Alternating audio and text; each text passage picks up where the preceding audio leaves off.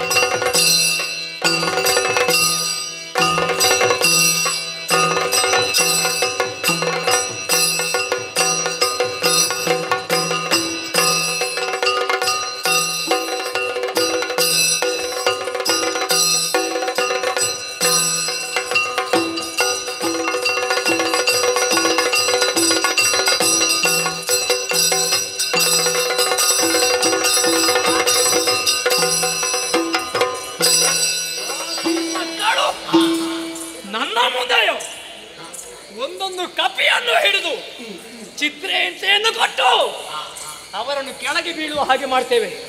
ಇವರನ್ನು ರಕ್ಷಣೆ ಮಾಡುವುದಕ್ಕೆ ಇವನ ಅಪ್ಪ ಯಾರು ಬರ್ತಾನೆ ನೋಡು.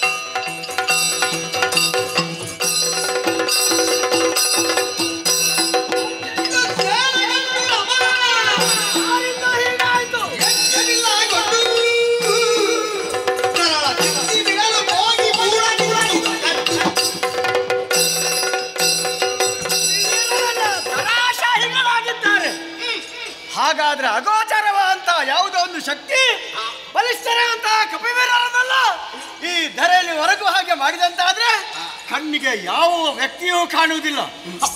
ಓಹೋ, ಮಾಯಾಯುಗಳ ಅಂತ ರಕ್ಕಸರು ನಭೋಪಥವನ್ನೆದ್ದುಕೊಂಡು ಮಾಯಾ ಯುದ್ಧದ ಮೂಲಕ ನಮ್ಮನ್ನು ಗೆಲ್ಲುವಂತಹ ಸಾಹಸವನ್ನು ಮಾಡ್ತಾ ಇದ್ದಾರೆ. ಶಬ್ದವೇದಿ ಶರವನ್ನು ಹೂಡ್ತಾರೆ, ಅವರನ್ನು ಕೆಳಗೆ ಇಳಿಸ್ತಾರೆ.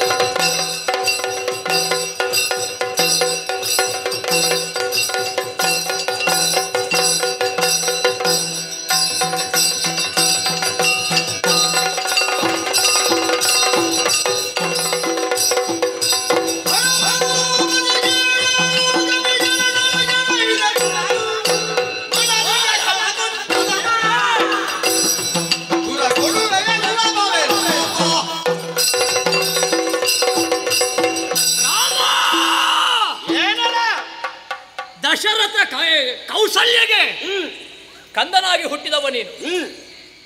ನೀನು ಹುಟ್ಟುವಾಗ ನಿನ್ನ ಅಪ್ಪನಿಗೆ ಎಷ್ಟು 60,000 ವರ್ಷವು. ನಿನ್ನ ತಾಯಿಗೆ ಋಷಿ ಪಂಚಕ ನಿಂತು ಹೋಗಿತ್ತಂತೆ. ಆ ಸಂದರ್ಭದಲ್ಲಿ ಹುಟ್ಟಿ ಕೌಸಲ್ಯ ಗರ್ಭವನ್ನು ಪಾವನಗೊಳಿಸಿದವ ನೀನು ಅಂತ ಎಲ್ಲರೂ ಹೇಳುವುದು. ಮಾನವನಾಗಿ ಹುಟ್ಟಿಕೊಂಡೆ.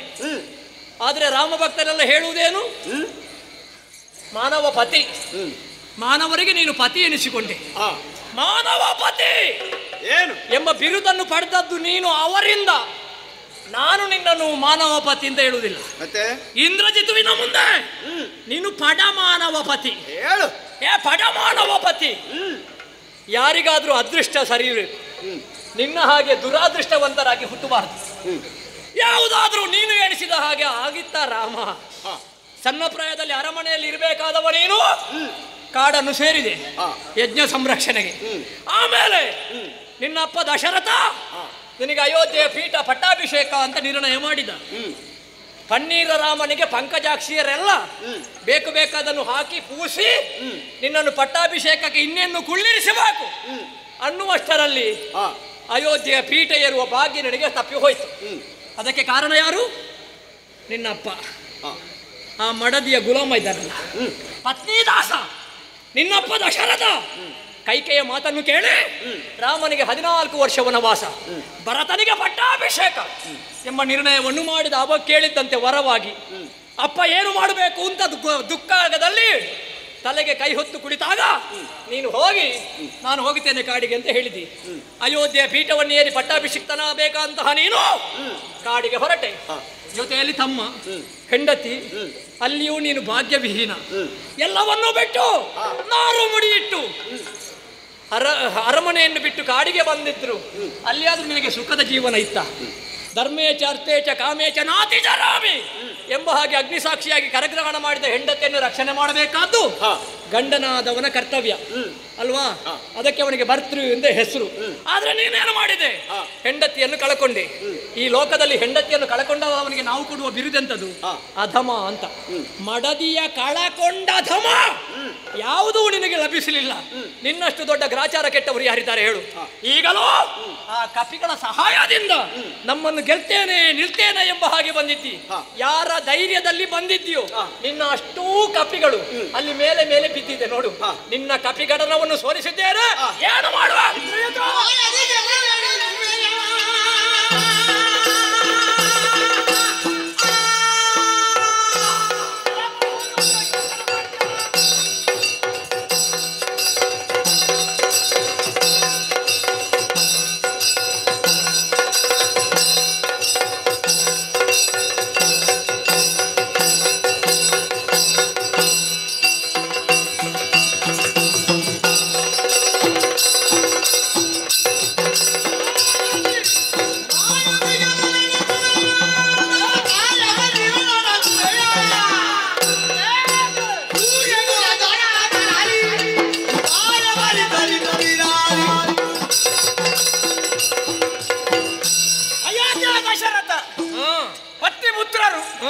ವಿಸ್ತಾರವಾದ ಕಥೆಯನ್ನು ಕಂಠಪಾಠ ಮಾಡಿಕೊಂಡು ಬಂದಿದೆ.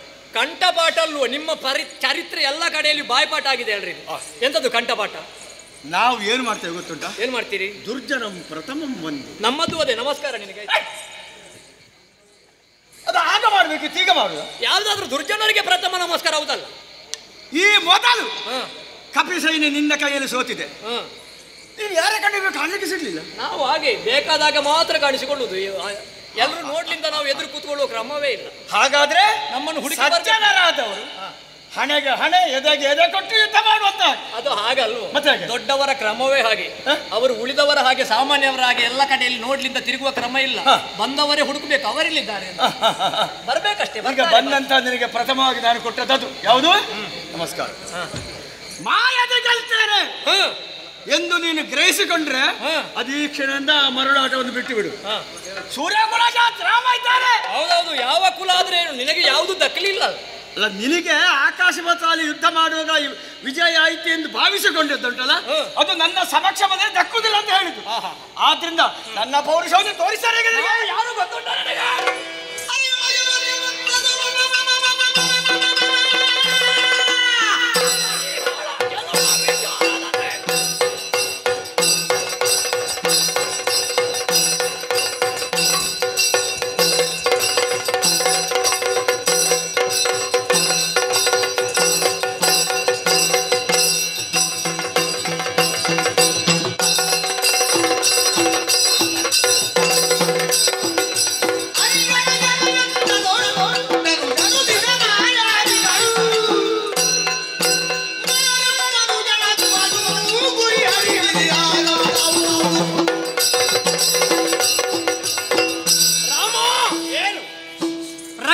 ಹೇಗೆ ಗೆದ್ರು ಅನ್ನುವುದನ್ನು ಪ್ರಶ್ನೆ ಮಾಡ್ಲಿಕ್ಕಿಲ್ಲ. ಮತ್ತೆ ನಮ್ಮ ಕ್ರಮವೇ ಹಾಗೆ. ಹೇಗೆ ಗೆದ್ದೆವು ಅನ್ನುವುದು ನಮಗೆ ಮುಖ್ಯ ಅಲ್ಲ. ಹೌದೌದು, ಗೆದ್ದೆವು ಅನ್ನುವುದೇ ನಮಗೆ ಪ್ರಾಮುಖ್ಯ. ನಮ್ಮದೆಲ್ಲ ಹೇಗೆ ಗೊತ್ತುಂಟ? ಈಗ ನಿಮ್ಮದ್ದು ಅಂತದ್ದೆಲ್ಲ ನೀವು ಅನುಸರಿಸಿಕೊಂಡು ಬಂದು ನಮ್ಮ ಸಚ್ಚಾರಿತ್ರ್ಯ ಒಂದು ಪ್ರಶ್ನೆ ಮಾಡ್ಲಿಕ್ಕೆ ಬರ್ತೀರಾ ಅಂತ ನಾನು ಕೇಳು. ಎಲ್ಲಿಂಟು ನಿಮ್ಮ ಸಚ್ಚಾರಿತ್ರ್ಯ? ಎಲ್ಲಿಂಟು ಪುಣ್ಯಾತ್ಮ? ತಂದೆಗೆ ಬೇಕಾಗಿ ಸರ್ವವನ್ನು ತ್ಯಾಗ ಮಾಡಿ ವನವಾಸ ದೀಕ್ಷೆಯನ್ನು ಕೈಗೊಂಡಿದ್ದಾರೆ. ತಪ್ಪೇನು? ತಂದೆಯ ಮಾತನ್ನು ಉಳಿಸಲಿಕ್ಕೆ ಹೊರಟದ ನೀನು? ಹೌದು. ತಂದೆಯ ಆಸೆ ಎಂತದ್ದು? ಏನಿದ್ದದ್ದು? ರಾಮನಿಗೆ ಪಟ್ಟಾಭಿಷೇಕ. ಅದಕ್ಕಿಂತ ಮೊದಲೊಂದು ಘಟನೆ ನಡೆದಿದೆ. ಅದಕ್ಕೆ ಕೈ ಮಾತೆ ಕಾರಣ ಆ ಆಸೆ ಹೇಳಿಕೊಂಡಿದ್ದಾಳೆ. ಈ ಮಗನಾಗಿ ಪೂರೈಸಲಿಕ್ಕೆ ಹೊರಟಿದ್ದೇನೆ. ಈಗ ತಂದೆಯ ಮಾತನ್ನೇ ನೀನು ನಡೆಸುವ ಹೌದು ಅಂತಾದ್ರೆ ದಶರಥ ನಿನ್ನನ್ನು ಕಾಡಿಗೆ ಹೋಗುಂತ ಹೇಳಿದಾನ? ಇಲ್ಲ, ಮಾತುಂಟಲ್ಲ. ಯಾರಿಗೆ? ತಾಯಿಗೆ. ತಾಯಿಗೆ ವರ ಕೊಟ್ಟದ್ದು. ಹೌದು, ವರ ಕೊಟ್ಟದ್ದು. ಕೈಗೆ ಕೇಳಿದ್ದು. ದಶರಥ ಕಾಡಿಗೆ ಹೋಗುವಂತ ದಶರಥ ಹೇಳಲಿಲ್ಲ. ಇಲ್ಲ, ವರದ ಮೂಲಕ ಚಿಕ್ಕಮ್ಮನ ವರವನ್ನು ಸಾಕಾರಗೊಳಿಸುವುದಕ್ಕೆ ನೀನು ಹೊರಟದ್ದು. ತಂದೆಯ ಮಾತನ್ನು ಉಳಿಸುವುದಕ್ಕಲ್ಲ. ಅಲ್ಲ, ನನ್ನ ಚಿಕ್ಕಮ್ಮನಿಗೆ ಕೊಟ್ಟ ಮಾತನ್ನು ಉಳಿಸುವುದಕ್ಕೆ ನೀನು ಹೊರಟದ್ದು. ಹೋಗುವಾಗಲೂ ನಿನ್ನನ್ನು ಕಳುಹಿಸಿಕೊಡ್ಲಿಕ್ಕೆ ಅವನಿಗೆ ಮನಸ್ಸಿರ್ಲಿಲ್ಲಂತೆ. ನೀನು ಬರುವಾಗ ಎಂಥದೂ ಬಾಗಿಲಿನವರೆಗೆ ಬಂದು ಹೋಗಬೇಡ ಇವತ್ತು ಒಂದು ದಿವಸ ಆದರೂ ನಿಂತು ಹೋಗು ಅಂತ ಹೇಳಿದಾಗ ಅದನ್ನೂ ಲೆಕ್ಕಿಸದೆ ನೀನು ಬಂದಿಯಂತೆ. ಮತ್ತೆ ತಂದೆಯ ಮಾತನ್ನು ಉಳಿಸಿದ್ದೇನಂತ ಎಂತದ್ದು ಕರ್ಮ ಹೇಳುದು. ತಂದೆಗೆ ಮತ್ತೆ ಮಗನಿಗಿರುವಂತಹ ಮಮಕಾರದ ಸೆಳೆತ ಹಾಗೆ ಮಾಡಿದೆ. ತಂದೆಯ ಮಾತನ್ನು ನೀನು ಉಳಿಸಲಿಲ್ಲ. ತಂದೆಗೆ ಇದ್ದದ್ದು, ದಶರಥನಿಗೆ ಇದ್ದದ್ದು ಅಯೋಧ್ಯೆಯ ಪೀಠವನ್ನು ರಾಮ ಇರಬೇಕು, ಅದನ್ನು ಈಡೇರಿಸಲಿಲ್ಲ.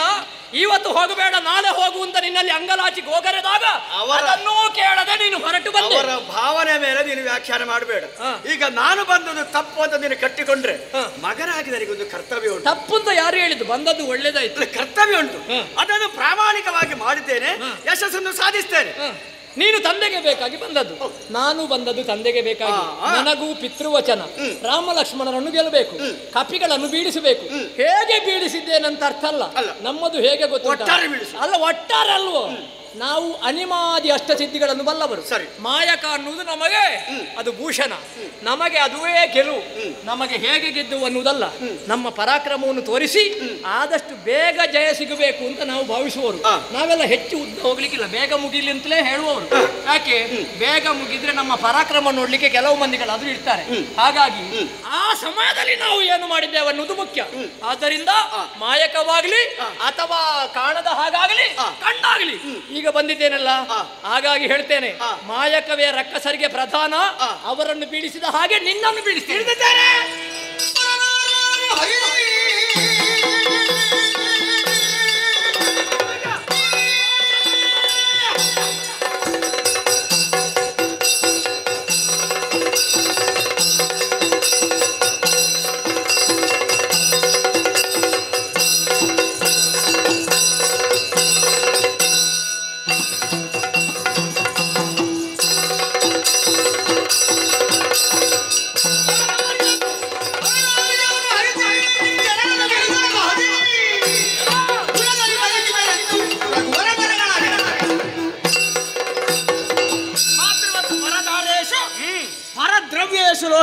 ಒಂದು ಮಾತುಂಟು. ಪರಸ್ತ್ರೀಯನ್ನು ತಾಯಿಯನ್ನು ತಿಳಿ, ಪರರ ಸಂಪತ್ತನ್ನು ಬರೀ ಮಣ್ಣಿನ ಹೆಂಡತಿ ಎಂದು ಭಾವಿಸು. ಎಲ್ಲ ಹೆಂಗಸರನ್ನು ತಾಯಿಯಿಂದ ತಿಳಿದ್ರೆ ಮತ್ತೆ ನಮಗೆ ಹೆಂಡತಿ ಆಗುದಿಲ್ಲ ಅಲ್ಲ. ಹೆಂಡತಿಯನ್ನು ಹೊರತುಪಡಿಸಿ ಮತ್ತಿನವರನ್ನು, ನನ್ನ ಹೆಂಡತಿ ಸೀತೆಯನ್ನು ನಿನ್ನ ಅಪಹಾರ ಮಾಡಿದ, ಪರ ನಾರ್ಯರ ಅಪಹಾರ ಮಾಡಿದಂತ ಆ ಧೂರ್ತ ರಕ್ಕಸನ ಕಂದನಾಗಿ. ಅಪಹಾರ ಅಂತ ನೀನು ಹೇಳ್ಬೇಕಷ್ಟೇ. ಪಂಚವಟಿಯಲ್ಲಿ ನಮ್ಮತ್ತೆಯ ಕಿವಿ ಮೂಗನ್ನು ನೀವು ಕತ್ತರಿಸುವಾಗ ಆ ಶೂರ್ಪನಕ್ಕೆ ಎಂತದ್ದು ಹೇಳಿದ್ದಾರೆ? ಒಂದಲ್ಲ ಒಂದು ದಿವಸ ನಿನ್ನ ಹೆಂಡತಿಯನ್ನು ಅಪಹರಿಸಿಕೊಂಡು ಹೋಗುತ್ತೇನೆ. ಅವರು ಹೇಳಿದ ಮಾತಿನ ಹಾಗೆ ಹೆಂಡತಿಯನ್ನು ಕಾಪಾಡಬೇಕಾದ್ದು ನಿನ್ನ ಕರ್ತವ್ಯ. ನಿನಗೆ ಉಳಿಸಿಕೊಳ್ಳಿಕ್ಕಾಗಲಿಲ್ಲ, ನಾವೇನು ಮಾಡುದು? ಹಾಗಲ್ಲ ಮಾಯಾಜಂಕೆ ಸೃಷ್ಟಿ ನಮ್ಮ ಗಮನ ಆಸರೆಗೆ ಅದು ನಮಗೆಲ್ಲ ಭೂಷಣ. ನಾನು ಹೇಳಿದನಲ್ಲ, ನಾವು ಎಂತದ್ದು ಮಾಡ್ತೇವೆ ಅಂತ ಕೇಳಬೇಡ, ಫಲಿತಾಂಶ ಏನು ಅನ್ನೋದು ನೋಡು. ಆ ಕಡೆಗೆ ನಾವು ಬಂದದ್ದು ಲಕ್ಷ್ಮಣ ಗೆರೆ ಹಾಕಿದ ಅದನ್ನು ದಾಟಿ ಬರುವ ಹಾಗೆ ಮಾಡಿದ ಹೆಂಡತಿ ಅಪಹರಿಸುವ ಮೂಲಕ. ಈಗ ಲಕ್ಷ್ಮಣ ರೇಖೆಗೆ ಒಂದು ಗೆದ್ದಲು ಕೂಡ ಸಾಯುವುದಿಲ್ಲ. ಹಾಗಲ್ಲ, ನೀವು ಇಂತಹ ಮೋಸದಿಂದ ವಂಚನೆಯಿಂದ ನಮ್ಮನ್ನು ಗೆಲ್ತೀವಿ. ನಮಗೆ ಮೋಸವೇ ಭೂಷಣ ಪುಣ್ಯಾತ್ಮ ಅಲ್ಲ. ಆ ಭೂಷಣ ಈ ಗಳಿಗೆ ತನಕ ಮಾತ್ರ ರಾಮನ ಪೌರುಷದ ಪ್ರಾಣ ಪ್ರಭಾವ.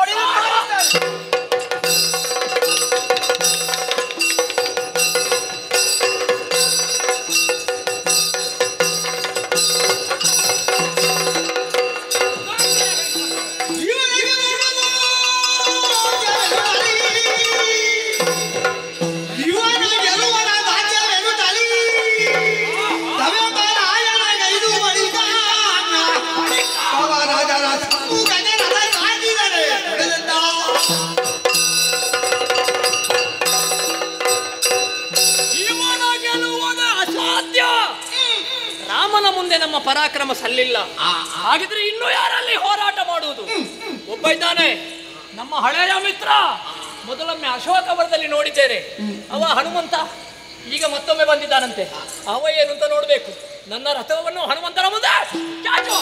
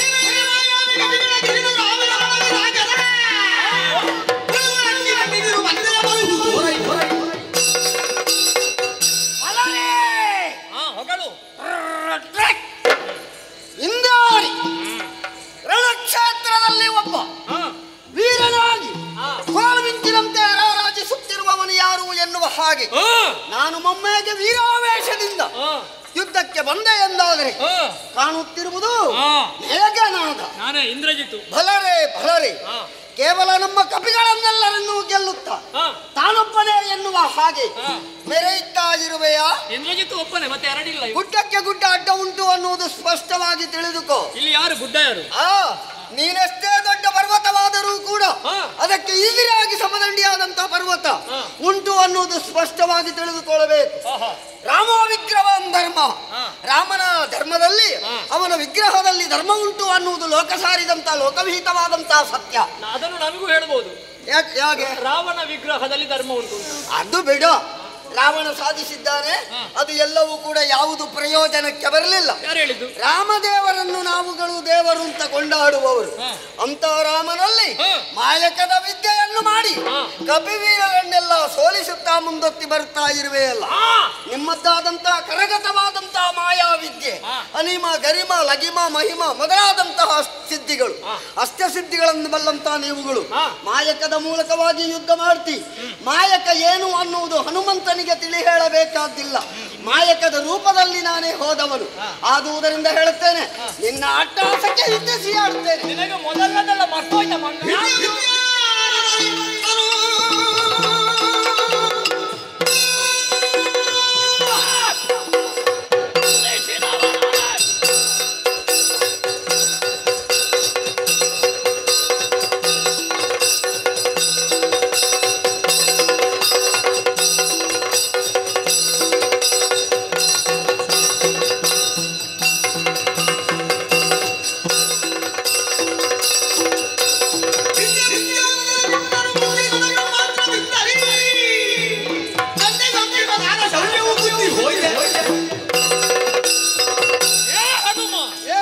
ನಿನಗೆ ಮೊದಲದೆಲ್ಲ ಮರ್ತು ಹೋಯ್ತು ಅಂತ ಕಾಣುತ್ತದೆ. ಯಾಕೆ? ಇಂದ್ರಜಿತ್ತು ಏನು ಅನ್ನುವುದನ್ನು ನಿನಗೆ ಮೊದಲೇ ತೋರಿಸಿದ್ದೇನೆ. ಸರಿ, ಸೀತೆಯನ್ನು ಹುಡುಕುವುದಕ್ಕಾಗಿ ಒಮ್ಮೆ ಬಂದಿದ್ಯಲ್ಲ ನೀನು. ಹೌದು. ಅಶೋಕವನದಲ್ಲಿ ನಾವು ನೆಟ್ಟು ಬೆಳೆಸಿದಂತಹ ಮರಗಿಡಗಳನ್ನು ಹಾಳು ಮಾಡಿದ ಕಾಲಕ್ಕೆ ಬಂದವ ನಾನು.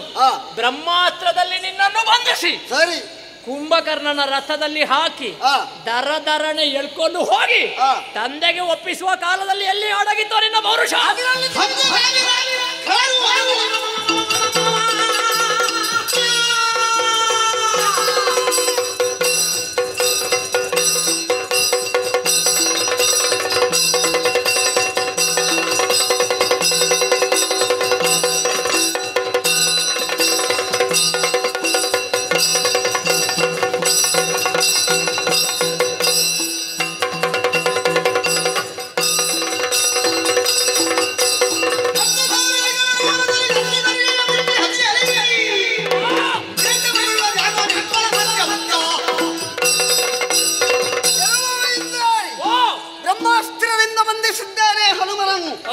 ಎನ್ನುವ ಹಾಗೆ ಹೆಮ್ಮೆಯಿಂದ ಹಿಗ್ಗಬೇಡ ಹಿಗ್ಗಬೇಡ. ಮತ್ತೆ ಹೆಮ್ಮೆ ಇಲ್ಲದೆ ಬ್ರಹ್ಮಾಸ್ತ್ರ ನನ್ನದು, ನಿನ್ನದಲ್ಲ. ಸರಿ, ಅಲ್ಲಿ ನನಗೆ ಅಶೋಕವನದಲ್ಲಿ ಉಳಿಯಬೇಕಾಗಿತ್ತು, ಕೆಲಸ ಇತ್ತು.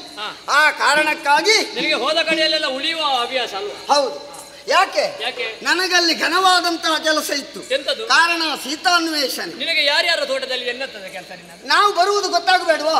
ಅದಕ್ಕೆ ನಿಲ್ಲದಿದ್ರೆ ನೇರವಾಗಿ ನುಗ್ಗಿದೆವು ಅಂತಾದ್ರೆ ರಾಮನೊಂದಿಗೆ ಇರುವಂತಹ ಕಪಿಗಳಿಗೆ ಸಂಸ್ಕಾರ ಇಲ್ಲ ಅಂತ ಭಾವಿಸ್ತೀವಿ. ಕೆಲವೊಂದೊಂದು ಕ್ರಮ ಉಂಟು. ಹೇಗೆ? ಅವರಿಗೆ ಸಭೆಯಲ್ಲಿ ಕಾಣಿಸಬೇಕು ಅಂತ ಒಂದು ಇಚ್ಛೆ, ಆದ್ರೆ ಏನು ಮಾಡುವ, ಅದಕ್ಕೆ ಬೇಕಾದ ಗೌರವ ಇಲ್ಲ. ಹಾಗೆಂತದ್ದು ಮಾಡುದು? ಸಭೆಯಲ್ಲಿ ಗಲಾಟೆ ಮಾಡುದು. ಅಲ್ಲ, ಇನ್ನು ಕೆಲವು ಎಲ್ಲರೂ ನೋಡ್ತಾರೆ, ಯಾರು ಗಲಾಟೆ ಮಾಡಿದ್ಯಾರು? ಇನ್ನು ಕೆಲವರು ಹೇಗೆ ಮಾಡ್ತಾರೆ? ಏನು ಇಲ್ಲದಿದ್ರು ಗಲಾಟೆ ಮಾಡಿ ಆದ್ರೂ ದೊಡ್ಡ ಜನ ಆಗುತ್ತದೆ. ಅದು ನಮ್ಮ ಸ್ವಭಾವದಲ್ಲೇ ಇಲ್ಲ ಬಿಡು. ಮತ್ತೆ ಇಲ್ಲದಿದ್ರೆ ನೀನು ಬಂದದ್ದು ಸೀತಾ ಅನ್ವೇಷಣೆಗೆ. ಸೀತೆಯನ್ನು ನೋಡಿ ಹೋಗುವುದಲ್ವಾ? ಯಾರ್ಯಾರು ಬೆಳೆಸಿದ್ದನ್ನೆಲ್ಲ ಪುಡಿ ಮಾಡ್ಲಿಕ್ಕೆ ಬಂದದ ಮಂಗ. ಕಾರಣ ಉಂಟು. ನಿಮ್ಮ ಸಂಸ್ಕಾರದ ಮೌಲ್ಯ ಎಷ್ಟು, ಬೆಲೆ ಎಷ್ಟು ಅಂತ ನಾವು ತೋರಿಸಬೇಕಾದ ಸಂಸ್ಕಾರ ಎಂತದ್ದು? ಯಾಕೆ? ಎಂತದ್ದು? ಕಪಿವೀರರೆಲ್ಲರೂ ಸೀತಾನ್ವೇಷಣೆಗೆ ರಾಮಸೇನೆಯನ್ನು ಕೂಡಿಕೊಂಡು ಬಂದವರಿದ್ದಾರೆ. ಯಾಕೆ? ಮೂಗಿಗೆ ಹಗ್ಗ ಹಾಕಿ ಎಳೆದಾಗ ಮುಖವೂ ಬರುತ್ತದೆ ಎನ್ನುವಂತಹ ನೆಲೆಯಲ್ಲಿ. ನೀನು ಯಾರ ಮೂಗಿಗೆ ಹಗ್ಗ ಹಾಕಿದ್ದು? ಇದು ನಿಮ್ಮ ಇಡೀ ರಾಕ್ಷಸ ಪಾಳೆಯಾದವರ ಮೂಗಿಗೆ. ಕಾರಣ ಉಂಟು, ಬೇರೆ ಏನೂ ಅಲ್ಲ. 10,000 ಮಂದಿ ಕಳರನ್ನೇನು ಮಾಡಿದೆ. ಸರಿಯಾಗಿ ನೆನಪಿನಲ್ಲಿ ಇಟ್ಟುಕೋ. ಅಕ್ಷಕುಮಾರ, ಜಂಬುಮಾಲಿಯೇ ಮೊದಲಾದಂತಹ ವೀರಾದಿ ವೀರರನ್ನೆಲ್ಲ ಇದಕ್ಕೆಲ್ಲ ಸರಿಯಾದಂತಹ ಸಾಕ್ಷಿಯನ್ನು ನಾನು ಮಾಡಿದವರಿದ್ದೇನೆ. ಮತ್ತೆ ಸತ್ಯ ಹೇಳ್ಬೇಕಾ? ಏನು? ನೀನು 10,000 ಅಂತ ನೀನು ಹೇಳಿದ ಮೇಲೆ ಗೊತ್ತಾದದ್ದು. ಅದರಲ್ಲಿ ಇಬ್ಬರ ಹೆಸರು ಮಾತ್ರ ನನಗೆ ಗೊತ್ತಿರೋದು, ಅಕ್ಷಯ ಕುಮಾರ ಮತ್ತು ಜಂಬುಮಾಲಿ. ಉಳಿದವ್ರದ್ದು ಹೆಸರು ನಿನಗೂ ಗೊತ್ತಿಲ್ಲ, ನನಗೂ ಗೊತ್ತಿಲ್ಲ. ಅವ ನಿಮ್ಮ ಸೇನೆಯಲ್ಲಿ ಇದ್ದವರು ಕರಾಸುರ, ತ್ರಿಶಿರ ಮೊದಲಾದವರ ಹಾಗೆ 14,000 ಅಂತ ಹೇಳ್ತೀವಿ. ಅವರದ್ದು ಹೆಸರು ಗೊತ್ತುಂಟ ನಿಂಗೆ? ಅಲ್ಲ, ಅದು ಜನಸ್ಥಾನದಲ್ಲಿ. ನಾನೀಗ ಈ ಪ್ರಸಂಗದಲ್ಲಿದ್ದೇನೆ. ಜನಸ್ಥಾನ ಪ್ರಸಂಗ ಮುಗಿದು ಇಂದ್ರಜಿತ್ ನಾಟಕ ಪ್ರಾರಂಭ ಆಗಲಿ. ಅಶೋಕವನದಲ್ಲಿ ನೀನು ಕೊಂದ 10,000ದಲ್ಲಿ ಜಂಬುಮಾಲಿ, ಅಕ್ಷಯಕುಮಾರ ಇಬ್ಬರ ಹೆಸರು ಮಾತ್ರ ಗೊತ್ತಿರುವುದು. ಉಳಿದವರ ಹೆಸರು ಯಾಕೆ ಗೊತ್ತಿಲ್ಲ? ಯಾಕೆ? ಅದೆಲ್ಲ ನಮ್ಮಲ್ಲಿ ಬಲ ಪುಣ್ಯಾತ್ಮ. ಈ ಬಲದ್ದೆಲ್ಲ ಹೆಸರು ಗೊತ್ತಾಗಿಲ್ಲ ನಮಗೆ. ಬಲದ್ದು ಕೂಡ ಹೆಸರು ಬೇಕಾಗುತ್ತದೆ. ಅದು ಲೆಕ್ಕಕ್ಕಿಲ್ಲ. ಯಾಕೆ ಲೆಕ್ಕಕ್ಕಿಲ್ಲ? ನಾಳಿನ ದಿನದಲ್ಲಿ ಒಬ್ಬ ನಿಮ್ಮದಾದಂತ ಸತ್ತದಕ್ಕೆ ಏನಾದ್ರೂ ಬಿಡುಗಡೆ ಮಾಡೋಣ, ಸ್ವಲ್ಪ ಹೆಸರು ಕೊಡಿ ಅಂತ ಹೇಳುವಾಗ ನೀನು ಮೇಲೆ ಕೆಳಗೆ ನೋಡಿದ್ರೆ ರಾವಣನ ಮಗನಾಗಿ ಅವಕ್ಕೆ ಪ್ರಾಧಾನ್ಯತೆ ಉಂಟಾ? ಸಾಮೂಹಿಕವಾಗಿ ಕೊಡುವುದು.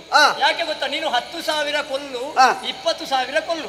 ಈಗ ಕೊಲ್ಲುವಂತವರದೊಂದು ಹೆಸರು ಆದ್ರೂ ಗೊತ್ತಿರಬೇಕೋ ಬೇಡ?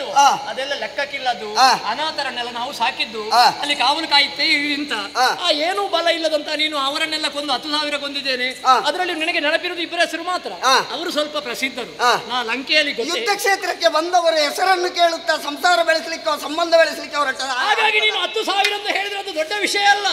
ನೀನು ಗೆದ್ದರೆ ಗೆಲ್ಲಬೇಕು ನಮ್ಮಂತ. ಅದು ಬಿಡೋಣ. ನೀನು ಬ್ರಹ್ಮಾಸ್ತ್ರವನ್ನೇ ದೊಡ್ಡ ಕುಂಬಳಕಾಯಿ ಹಾಗೆ ಮಾಡ್ತೀಯಲ್ಲ. ಬ್ರಹ್ಮಾಸ್ತ್ರದಲ್ಲಿ ಬಂಧಿಸಿದ್ದೇನೆ ಹಾಗೆ ಮಾಡಿದ್ದೇನೆ. ನಿನ್ನ ಲೆಕ್ಕದಲ್ಲಿ ಬ್ರಹ್ಮಾಸ್ತ್ರ ಕುಂಬಳಕಾಯಿ ಅಲ್ಲ. ನೀನದನ್ನು ಪ್ರಯೋಗಿಸಿದ್ದಿ. ಅಲ್ಲಿ ಹನುಮಂತನ ಪಾತ್ರ ಏನು ಅನ್ನುವುದನ್ನು ನೀನು ಸರಿಯಾಗಿ ಆಲೋಚನೆ ಮಾಡಬೇಕು. ನನಗೆ ಶೋಧನೆಯ ಮೂಲಕವಾಗಿ ಸಾಧನೆಯನ್ನು ತೋರಿಸಿ ಜೀವನದಲ್ಲಿ ಅದು ವೇದನೆ ಎನ್ನುವುದು ರಾಮ ಸೇವೆಯಲ್ಲಿ ಖಂಡಿತವಾಗಿ ಇಲ್ಲ ಎನ್ನುವ ಹಾಗೆ ಹನುಮಂತ ಹೇಳ್ತೇನೆ. ಹನುಮಂತ ನರನಾಡಿಗಳಲ್ಲಿ ಕೂಡ ರಾಮ ರಾಮ ರಾಮ ಎನ್ನುವಂತ ಷಡಾಕ್ಷ ಮಂತ್ರವನ್ನು ಪಠಿಸಿದವನು ನಾನು. ಆದುದರಿಂದ ಹೇಳುತ್ತಾ ಇದ್ದೇನೆ, ಬ್ರಹ್ಮಾಸ್ತ್ರದಲ್ಲೇ ನಾನು ಅಲ್ಲಿ ಉಳ್ಕೊಂಡದ್ದು ಯಾಕೆ? ನನಗೆ ಅಲ್ಲಿ ಇರಬೇಕಾದಿತ್ತು. ಮತ್ತೆ ನಿನ್ನವರನ್ನು ಯಾರನ್ನಾದ್ರೂ ನಾನು ಕರೆದಿದ್ದೇನೆ ಬ್ರಹ್ಮಾಸ್ತ್ರದಿಂದ ನನ್ನನ್ನು ಬಿಡಿಸಿ ಅಂತ? ಮತ್ತೆ ಯಾರು ಬಿಡಿಸಿದ್ಯಾರು? ಯಾರು? ನಾನೇ ಬಿಡಿಸಿಕೊಂಡದ್ದು ಅಂತ ನೀನು ಭಾವಿಸಿದ್ದು. ಯಾಕೆ ಅಂತ ನೀನು ಭಾವಿಸಿದ್ದು? ಯಾಕೆ? ನೀನು ಬಿಡಿಸಿದ್ದಲ್ಲ. ಮತ್ತೆ ಅದು ಒಂದು ಕಥೆ ಆಯ್ತು. ಹನುಮಂತ ಏನು? ನಾನು ಬ್ರಹ್ಮಾಸ್ತ್ರದಲ್ಲಿ ನಿನ್ನನ್ನು ಕಟ್ಟಿಕೊಂಡು ಹೋದನಲ್ಲ, ಕಟ್ಟಿಕೊಂಡು ಹೋದ ಮೇಲೆ ಎಂತದಾಯ್ತು? ಎಂತದು? ನಮ್ಮ ಲಂಕೆಯಲ್ಲಿ ಕೆಲವೆಲ್ಲ ಭಾಷೆ ಇಲ್ಲದ ರಕ್ಕಸರಿದ್ದಾರೆ.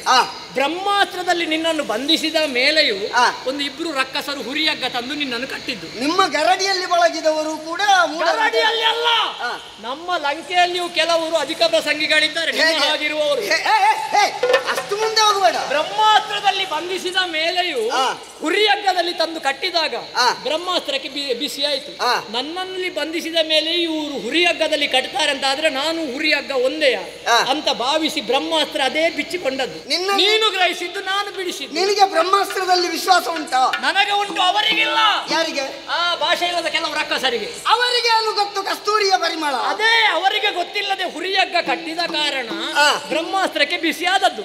ನಾನಿರುವಾಗಲೂ ಹುರಿಯಗ್ಗದಲ್ಲಿ ಕಟ್ಟಿಕೊಂಡ್ರಲ್ಲ, ಹಾಗಾಗಿ ನಾನಿನ್ನು ಇವರನ್ನು ಬಂಧಿಸುವುದಿಲ್ಲ ಅಂತ ಹೇಳಿ ಅದು ಬಿಡಿಸಿಕೊಂಡಾಗ ನೀನು ಗ್ರಹಿಸಿದ್ದು, ನಾನು ಬಿಡಿಸಿದ್ದು ಅಂತ. ಮತ್ತೆ ನಮ್ಮಲ್ಲಿ ಕಟ್ಲಿಕ್ಕೂ ಬಿಚ್ಚಲಿಕ್ಕೂ ಎಲ್ಲ ಬರ್ತಾರೆ ಅಂತ ಗ್ರಹಿಸಬೇಡ. ಕಟ್ಟಿದ್ದು ನಾವು, ಬಿಚ್ಚಲಿಕ್ಕೆ ನೀನು ಬಿಚ್ಚು. ಅಯ್ಯ ಇಂದ್ರಾರಿ, ನೀನು ಏನೇ ಆದರೂ ಕೂಡ ಒಂದು ನನ್ನ ಸಂಪೂರ್ಣ ಖರ್ಚಿನಲ್ಲಿ ನಿನಗೊಂದು ರಥೋತ್ಸವ ಆಗಿದೆ. ಮಂಗನಿಗೆ ರಥ. ಯಾವುದು? ಚಿಕ್ಕಪ್ಪನ ರಥದಲ್ಲಿ. ಆದರೂ ಕೂಡ ಅದಲ್ಲ, ನಮ್ಮ ವನಕ್ಕೆ ಬಂದಿದಲ್ಲ ಮಂಗ, ಅದನ್ನು ನಾವು ರಥೋತ್ಸವ ಮಾಡುತ್ತೇವಲ್ಲ. ನಾವೆಂತ ಮಂಗಗಳು ಎನ್ನುವ ಹಾಗೆ ಭಾವಿಸಬೇಡುವೆ ರಾಕ್ಷಸರು. ಯಾಕೆ? ಮತ್ತೆ ನಾವು ನಮ್ಮನ್ನು ರಥೋತ್ಸವ, ಒಬ್ಬ ವೈರಿಯಾದವನನ್ನು ರಥೋತ್ಸವ ಮಾಡ್ತೀರಿ ಅಂತ ಆದ್ರೆ ಅದು ನನಗೆ ಹೆಮ್ಮೆಲ್ವೇ? ಅದು ಶ್ರೀಲಂಕೆಯ ವಿಶೇಷ ಗುಣ. ನಮ್ಮಲ್ಲಿ ಮಂಗ ಬಂದ್ರು ರಥೋತ್ಸವ ಮಾಡ್ತೇವೆ. ಯಾರು? ನೀವಾ? ನಾವು ದೊಡ್ಡ ಆಗ್ಲಿ. ನಿಮ್ಮಲ್ಲಿ ಇಲ್ಲದಿದ್ರೆ ಈ ಮಂಗನಿಗೆ ಯಾರಾದ್ರೂ ಸನ್ಮಾನ ಮಾಡ್ತಾರ? ನಮ್ಮಲ್ಲಿ ಸನ್ಮಾನ ಆಗ್ಲಿಲ್ವಾ? ನೀನು ಆಲೋಚನೆ ಮಾಡು. ಲಂಕೆಯಲ್ಲಿ ನಿನಗೆ ಸನ್ಮಾನ ಆದದ್ದು ಬಿಟ್ರೆ ಯಾವುದು ಸನ್ಮಾನ? ರಥೋತ್ಸವ. ಇಲ್ಲಾಂದ್ರೆ ಯಾರಿಗಾದ್ರೂ ಮಂಗನಿಗೆ ಸನ್ಮಾನ. ಅದು ಬಿಡ. ಕಪಿವೀರರಲ್ಲಿ ಶ್ರೇಷ್ಠನೆನಿಸಿಕೊಂಡಂತ ವೀರ ಹನುಮಂತ ರಾಮನಿಗೆ ನಾನು ಮಂಗ ಅಂತ. ಈಗ ಕಪಿವೀರ ಮಂಗ ಒಂದು, ಈಗ ಬಲ್ಲುಕ, ಮತ್ತೆ ಇನ್ನು ಉಳಿದಂತೆ ಯಾವುದೆಲ್ಲ ನಮ್ಮ ಪಾಳೆಯ ಕಪಿಸೇನೆ ಉಂಟು. ಬಲ್ಲುಕ ಅಂದ್ರೆ ಕರಡಿ. ಹೌದು, ಅದು ಕೂಡ ನಮ್ಮಲ್ಲಿ ಉಂಟು. 77 ಕೋಟಿ ಕಪಿಸೇನೆಯಲ್ಲಿ ಅದು ಕೂಡ ಉಂಟು. ಒಂದೇ ಯಾವುದು? ಬೇರೆ ಬೇರೆ ಹೆಸರು ಇಲ್ವಾ? ಜಾಂಬವ ಮಾತ್ರ ಕರಡಿ. ಜಾಂಬವ, ಬಲ್ಲುಕ, ಅನೇಕ ಹೆಸರು. ಬಲ್ಲುಕ ಅಂದ್ರೆ ಕರಡಿ ಅಲ್ವಾ? ಹೌದು, ನಮ್ಮ ಸೇನೆಯಲ್ಲೇ ಇರುವುದಲ್ವ? ಅದೇ ಒಂದೇ ಇರುವುದು ಅಂತ ಜಾಂಬವ ಮಾತ್ರ. ಆಗ್ಲಿ, ಬೇರೆ ಬೇರೆ ಮಂಗಗಳು ಇರ್ಲಿ. ಆದರೂ ಕೂಡ ಮಂಗಗಳನ್ನು ನೀವು ರಥೋತ್ಸವ ಮಾಡಿದ್ದೀರಿ ಅಂತಾದ್ರೆ ನಿಮ್ಮ ನೈಪುಣ್ಯತೆಗೆ ನಾವು ಮೆಚ್ಚಲೇಬೇಕು. ಯಾಕೆ ಇವರಲ್ಲಿ ಹೋರಾಟ ಮಾಡುವುದಕ್ಕೆ ಖಂಡಿತವಾಗಿಯೂ ಸಾಧ್ಯವಿಲ್ಲ. ಉಪಾಯದಲ್ಲಿ ಒಂದು ರಥೋತ್ಸವವನ್ನು ಮಾಡೋಣ. ಆ ಮೂಲಕವಾಗಿ ನಮ್ಮದಾದಂತಹ ಪ್ರೀತಿ ವಿಶ್ವಾಸ ಹೋರಾಟ ಮಾಡಿ ರಥಕ್ಕೆ ಹಾಕಿದ್ದು ಅದಲ್ಲು ರಥೋತ್ಸವದ ವಿಷಯ ಹೇಳಿದ್ದು. ಅದು ಆದ ಕಾರಣ ರಥೋತ್ಸವ ಅಲ್ವ ಅದು ಎಳ್ಕೊಂಡು ಹೋದ. ನಾನು ಸುಮ್ಮನೆ ನಾನು ಮಂಗ ಮಾಡಿದ್ದು. ಯಾವುದು ಅಪ್ಪನಲ್ಲಿಗೆ ಎಳ್ಕೊಂಡು ಹೋದ್ರಿ ನಾನು. ಹೌದದು ರಥೋತ್ಸವ ಕರ್ಮ. ಮಂಗಳಿಗೆ ರಥೋತ್ಸವ ಮಾಡಲಿಕ್ಕೆ ಹುಚ್ಚ ನಮಗೆ. ನೀನೇ ಹೇಳಿದ್ದಲ್ವ ಮಂಗ ಮಾಡಿದ್ದ ಮಂಗ ಮಾಡಿ. ನಾವು ವಂಶವೇ ಹನುಮಂತ ಮಂಗ ಜಾತಿಯವರು. ಮತ್ತೆ ನನಗೆ ಬಿಸಿ ಆಗುದು ಯಾಕೆ? ಬಿಸಿ ಆಗದೆ ಲೋಕಮಾತೆಯಾದಂತಹ ಸೀತೆಯನ್ನು ಆ ಮೂಲಕವಾಗಿ ಅಪಹರಿಸಿದ ಕಾರಣದಲ್ಲಿ ನಾವೆಲ್ಲರೂ ಲಂಕೆಗೆ ಬರಬೇಕಾದಂತಹ ಪ್ರಮೇಯ ಬಂತು. ಇಡೀ ಲಂಕೆಯನ್ನೇ ಪುಡಿ ಮಾಡುವಾಗ ನಿಮ್ಮ ಪರಾಕ್ರಮ ಎಲ್ಲಿ ಅಡಗಿತ್ತು? ಮಾಯಾವಿದ್ಯೆಯನ್ನು ಮಾಡ್ತಾ ಮುಂದೆ ಬಂದ್ರೆ ಮುಷ್ಟಿಯಲ್ಲಿ ಬಿಟ್ಟುಕೊಟ್ಟಿರು. ನೀನು ಲಂಕೆ ಸುಟ್ಟು ಹೋದದ್ದರಿಂದ ಎಂತದಾಗಿದೆ ಗೊತ್ತುಂಟ? ಎಂತದು? ಎಷ್ಟೋ ಮಂದಿಗಳ ಹಳೆ ಮನೆಯೆಲ್ಲ ಹೊಸ ಮನೆ ಆಗಿದೆ. ಪುಣ್ಯ ಅದು ನಿಮಗೆ ಬರುವಲ್ಲಿಯವರೆಗೆ ಲಂಕೆ ಈಗ ಶ್ರೀಲಂಕೆ. ಹೌದು, ನೀನು ಅದೊಂದು ಉಪಕಾರ ಮಾಡಿದೆ. ಹಳ ಮನೆಯನ್ನೆಲ್ಲ ಸುಟ್ಟೆ ಅಲ್ಲ, ಅದರಲ್ಲಿ ಒಂದು ಉಂಟು. ಈಗ ಎಲ್ರಿಗೂ ಪರಿಹಾರ ಕೊಟ್ಟು ಅವರೆಲ್ಲ ಹೊಸ ಮನೆ ಕಟ್ಟಿ. ರಾವಣನ ಬುದ್ಧಿವಂತಿಕೆಯೂ ಉಂಟು. ಹಳೆ ಮನೆಯಲ್ಲಿ ದೊಡ್ಡ ಗಾಳಿಗೆ ಬೀಸುವಂತಹ ಮಾರುತನಿಗೆ ಬಿದ್ದು ಸತ್ತವರು ಸಾಯಲಿ, ಉಳಿದವರಿಗೆ ಏನಾದರೂ ಮಾಡುವ. ನಮ್ಮ ಸಂಖ್ಯೆ ಸ್ವಲ್ಪ ಕಡಿಮೆ ಆಗ್ಲಿ ಅಂತ ಬುದ್ಧಿವಂತಿಕೆಯು ಬೆಳೆಸಬಹುದು. ಆ ಬುದ್ಧಿವಂತಿಕೆಯನ್ನು ಬೆಳೆಸ್ತಾ ಮುಂದುವರಿದೆ ಅಂತಾದ್ರೆ ಮಾಯಾವಿದ್ಯೆಗೆ ತಣ್ಣೀರ.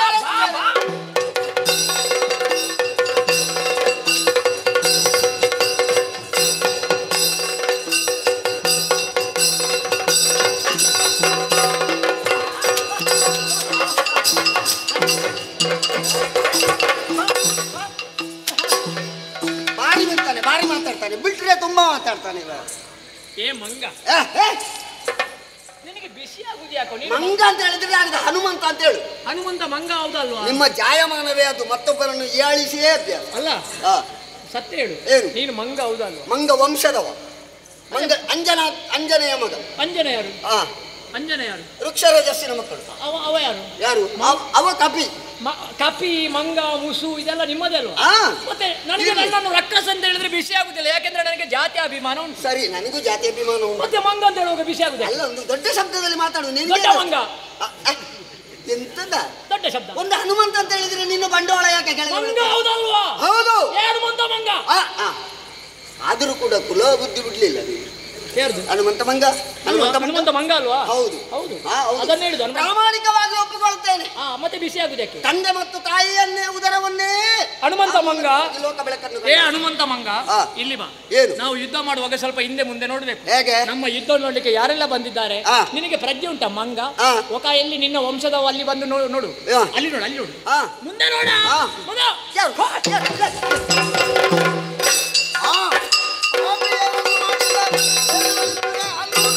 ಇವನನ್ನು ನೋಡಬೇಕು, ಖಂಡಿತವಾಗಿ ಬರ್ತಾನೆ.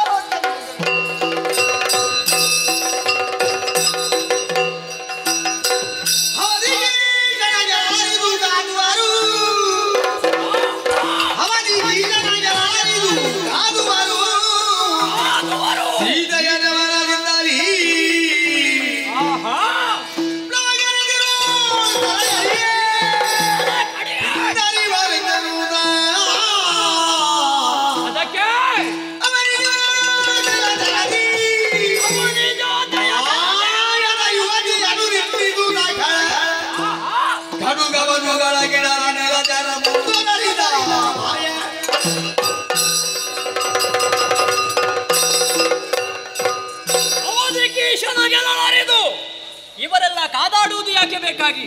ಸೀತೆಗೆ ಬೇಕಾಗಿ. ಆ ಸೀತೆಯ ತಲೆಯನ್ನೇ ಕಡಿದ್ರೆ ಸೀತೆಯ ಮೈ ಮುಟ್ಟುವ ಯೋಗ ನಮಗಿಲ್ಲ. ಹಾಗಿದ್ರೆ ಏನು ಮಾಡುವ? ಮಾಯಾ ಸೀತೆಯನ್ನು ನಿರ್ಮಿಸಬೇಕು.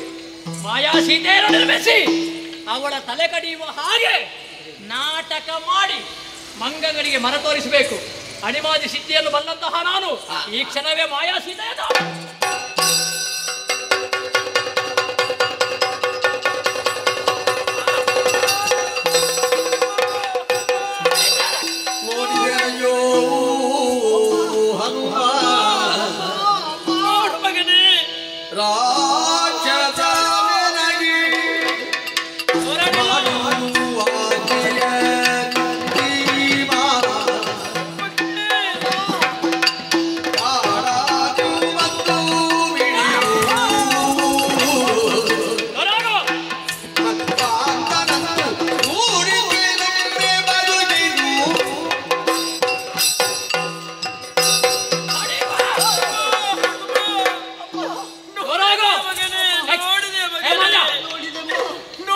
ಕಣ್ಣು ತುಂಬಿಸು ಮಗನೇ. ಈ ರಾಕ್ಷಸರು ಮೋಸ ವಂಚನೆಯಿಂದ ತಂದು ಅಶೋಕವನದಲ್ಲಿ ನಿಲ್ಲಿಸಿದ್ದಾರೆ. ನನ್ನ ಪಾಲಿಗೆ ಶೋಕವನವಾಗಿ ಹೋಗಿದ ಮಗನೇ. ಅಂದಿನಿಂದ ಇಂದಿನವರೆಗೆ ಕಷ್ಟವನ್ನೇ ಪಡ್ತಾ ಇದ್ದೇನೆ. ಕ್ಷಣಿಕವಾಗಿ ನನಗೆ ಹಿಂಸೆಯನ್ನು ಕೊಡುತ್ತಾ ಇದ್ದಾರೆ ಮಗನೇ. ಮಂಗ ಯಾಕೆ ನಿಂತುಕೊಂಡೆ? ಹತ್ತಿರಕ್ಕೆ ಬಾ.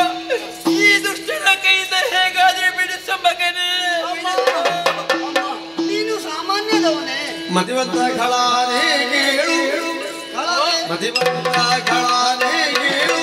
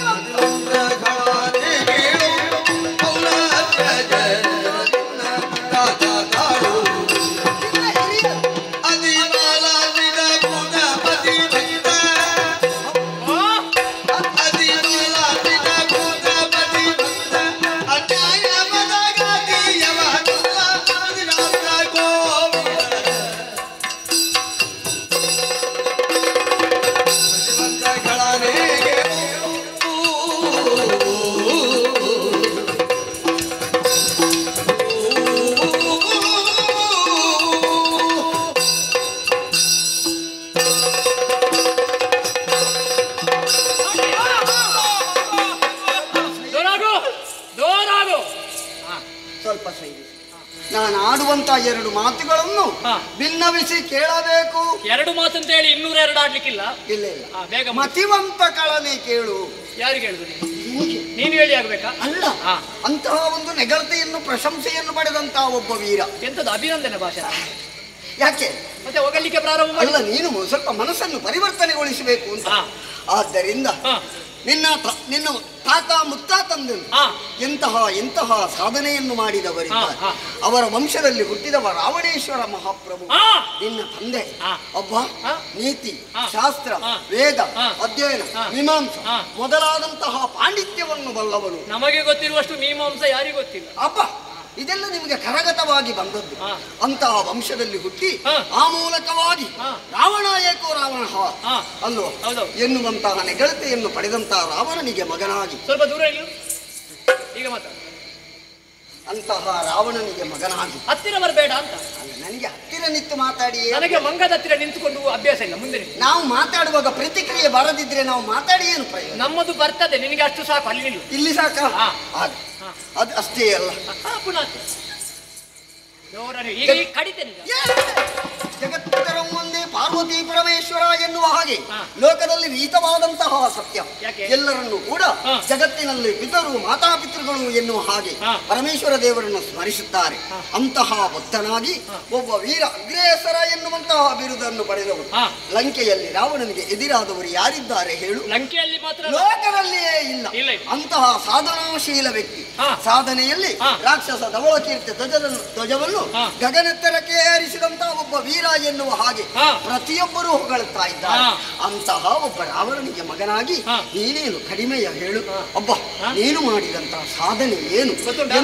ಎಂತೆಂತ ಸಾಧನೆ ಅದು ಸಮಯ ಬಂದಾಗ ಹೇಳ್ತೇನೆ, ಬರ್ತದೆ. ಆದ್ದರಿಂದ ಅಂತಹ ನಿನಗೆ ಇದು ಭೂಷಣವಲ್ಲ. ಮಾತೆಯ ಶಿರವನ್ನು ಬಿಡು. ಒಬ್ಬ ಒಳ್ಳೆಯ ವ್ಯಕ್ತಿಯಾಗಿ ಬದುಕುವುದಕ್ಕೆ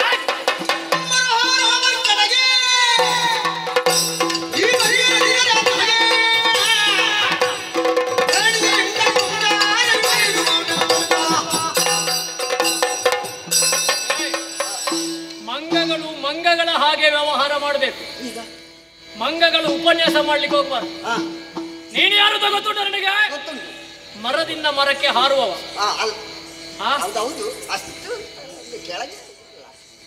ಎಂತದ್ದು ಮರದಿಂದ ಮರಕ್ಕೆ ಹಾರುವುದು? ಹೌದಾ?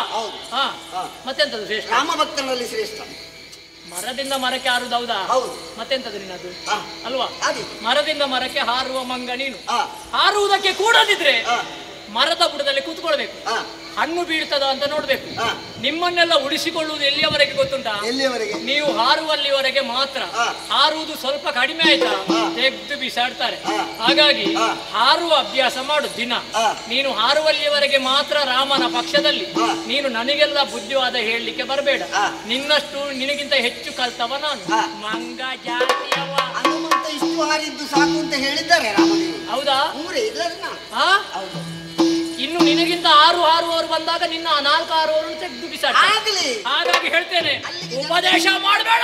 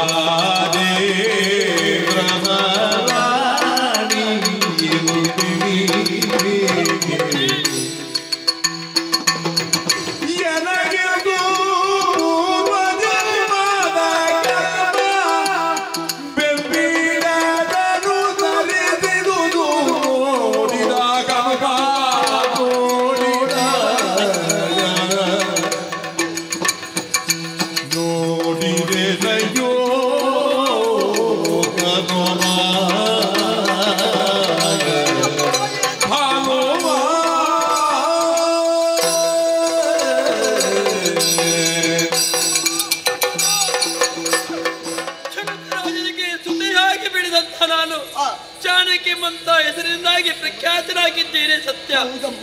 ದಶರಥ ಚಕ್ರವರ್ತಿಗೆ ಸೊಸೆಯಾದಂತ ನಾನು ಮರ್ಯಾದ ಪುರುಷೋತ್ತಮನಾದಂತ ಶ್ರೀರಾಮಚಂದ್ರನ ಮಡದಿ ನಾನು.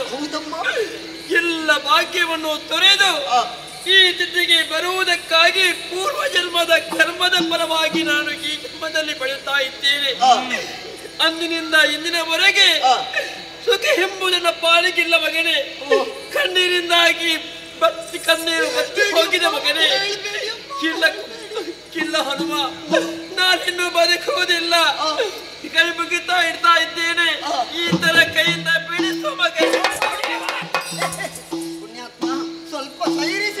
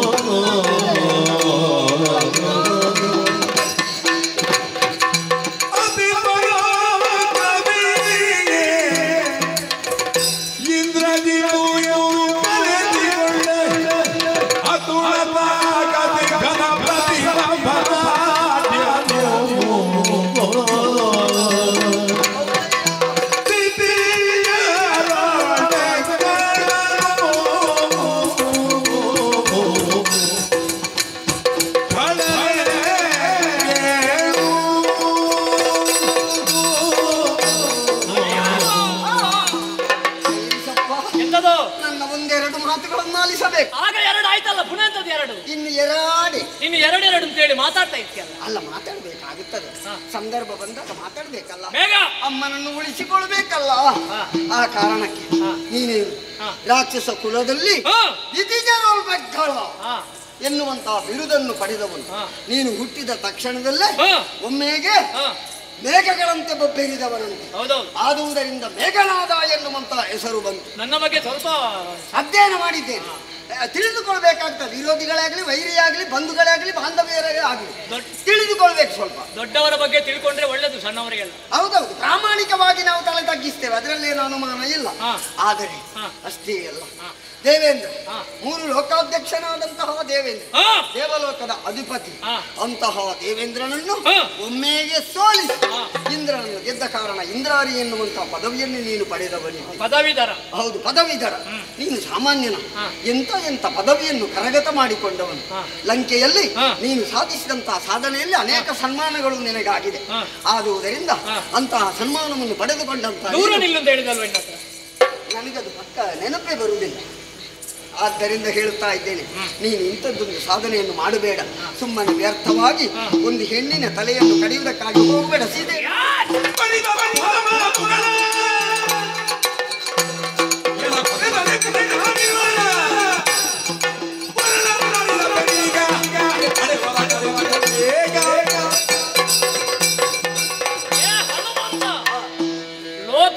ಸನ್ಯಾಸಕ್ಕಿಂತ ಉಪನ್ಯಾಸ ಬಹಳ ಸುಲಭ. ಹೌದು. ಯಾಕೆ? ಹಾ. ಸನ್ಯಾಸಕ್ಕೆ ತುಂಬಾ ಕಷ್ಟ ಪಡಬೇಕು, ತ್ಯಾಗ ಮಾಡಬೇಕು. ಹೌದೌದು. ಉಪನ್ಯಾಸ ನಿಂತುಕೊಂಡು ಮಾತಾಡಿದ್ರೆ ಆಯ್ತು. ನಿಂತುಕೊಂಡ್ರೆ ಆಗುದಿಲ್ಲ, ನಾಲಿಗೆ ಸರಿ ಇರ್ಬೇಕಾ. ತಯಾರಿಸಬೇಕು. ನಾಲಿಗೆ ಸರಿ ಇಲ್ಲದವ ನಿಂತುಕೊಂಡು ಮಾತಾಡ್ಲಿಕ್ಕೆ ಆಗ್ತದ? ಸಂಗ್ರಹ ಮಾಡಬೇಕು. ಹೌದೌದು, ಹೌದು. ಅದಕ್ಕೆ ಹೇಳಿದ್ದು. ಹಾ. ಹಾಗಾಗಿ ಹಾ. ಉಪನ್ಯಾಸ ಮಾಡ್ಲಿಕ್ಕೆ ಬರಬೇಡ. ಹಾ. ನಾನು ಮಂಗನ ಉಪನ್ಯಾಸ ಕೇಳಲಿಕ್ಕೆ ಬರಬೇಡ. ಹಾ. ನಿನ್ನ ತತ್ವಗಳೆಲ್ಲ ನನಗೆ ಬರೀ ತತ್ವಗಳಾಗುತ್ತದೆ. ಹಾ. ನಿನ್ನ ಮಾತು ಅಗತ್ಯ ಇಲ್ಲ.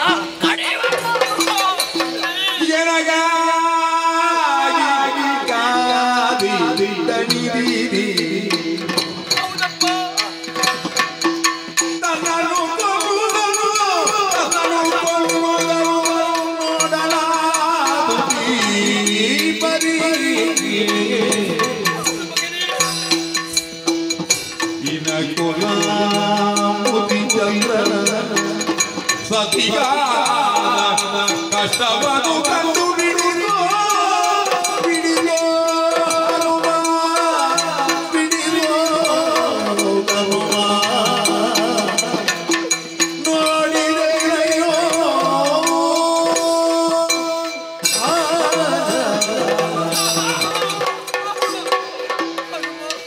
ಹತ್ತು ನಮಸ್ಕಾರ ಕೊಡ್ತೇನೆ, ಸ್ವಲ್ಪ ಸರಿ. ನೀವೆಷ್ಟು ದುಡಿದಿದ್ದೀರಿ. ಈ ವಿಷಯವನ್ನು ತಿಳಿದುಕೊಂಡಿದ್ದೇನೆ. ಲಂಕೆಗೆ ಬರುವುದಕ್ಕಾಗಿ ಸಾಗರಕ್ಕೆ ಸೀತೆಯನ್ನು ಬರೆದು ಎಷ್ಟು ಕಷ್ಟಪಟ್ಟು ನಾನು ಹುಡುಕಿಕೊಂಡು ಬಂದವರಿದ್ದೀರಿ. ಹನುಮ, ನನಗೆ ಮುಂದೆ ಹೊಸ ಆಸೆತ್ತದು. ನನ್ನವರನ್ನು ನೋಡಬೇಕು, ಕಣ್ತುಂಬಿಸಬೇಕೆಂಬಂತ ಆಸೆ ನನ್ನ ಮನದಲ್ಲಿತ್ತು. ಸಮಯ ಬರ್ತದಮ್ಮ. ನಾನು ಕಟ್ಟಿರುವುದೆಲ್ಲ ಆಶಾ ಗೋಪುರ ನುಚ್ಚು ನೂರಾಗಿ ಹೋಯಿತು. ನನ್ನ ಪತಿದೇವರನ್ನು ನೋಡುವಂತಹ ಭಾಗ್ಯ ನನ್ನ ಪಾಲಿಗಿಲ್ಲ. ರಘುಕುಲವನ್ನು ಬೆಳಗಿಸುವಂತಹ ಭಾಗ್ಯ ನನ್ನ ಪಾಲಿಗಿಲ್ಲದೆ ಹೋಯಿತು ಮಗನೇ. ಆ ದುಷ್ಟನ ಚಂದ್ರಾಯುಧಕ್ಕೆ ಬಲಿಯಾಗುವಂತಹ ಪರಿಸ್ಥಿತಿನ ಪಾಲಿಗೆ ಬಂದೊದಗಿದೆ. ನಾನಿನ್ನು ಬದುಕಿ ಉಳಿಯಲಾರೆ.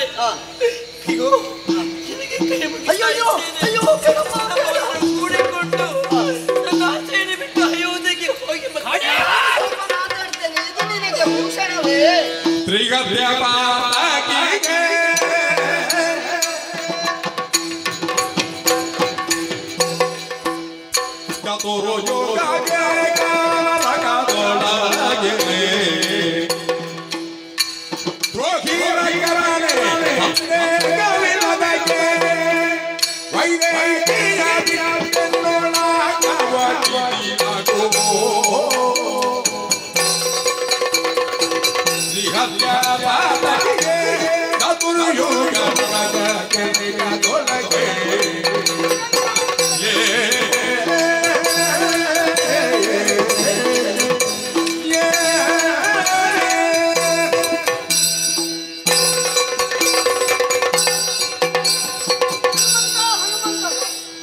ಎನ್ನುವ ಹಾಗೆ ಒಮ್ಮೆಗೆ ಚಡಪಡಿಸಿದಂತಹ ಸೀತೆಯ ಮಾತನ್ನು ಕೇಳುವಾಗ ನನಗೆ ಏನು ಹೇಳಬೇಕು ಅಂತ ಶಬ್ದಗಳೇ ತಡವರಿ. ಏನಾದ್ರೂ ಹೇಳು.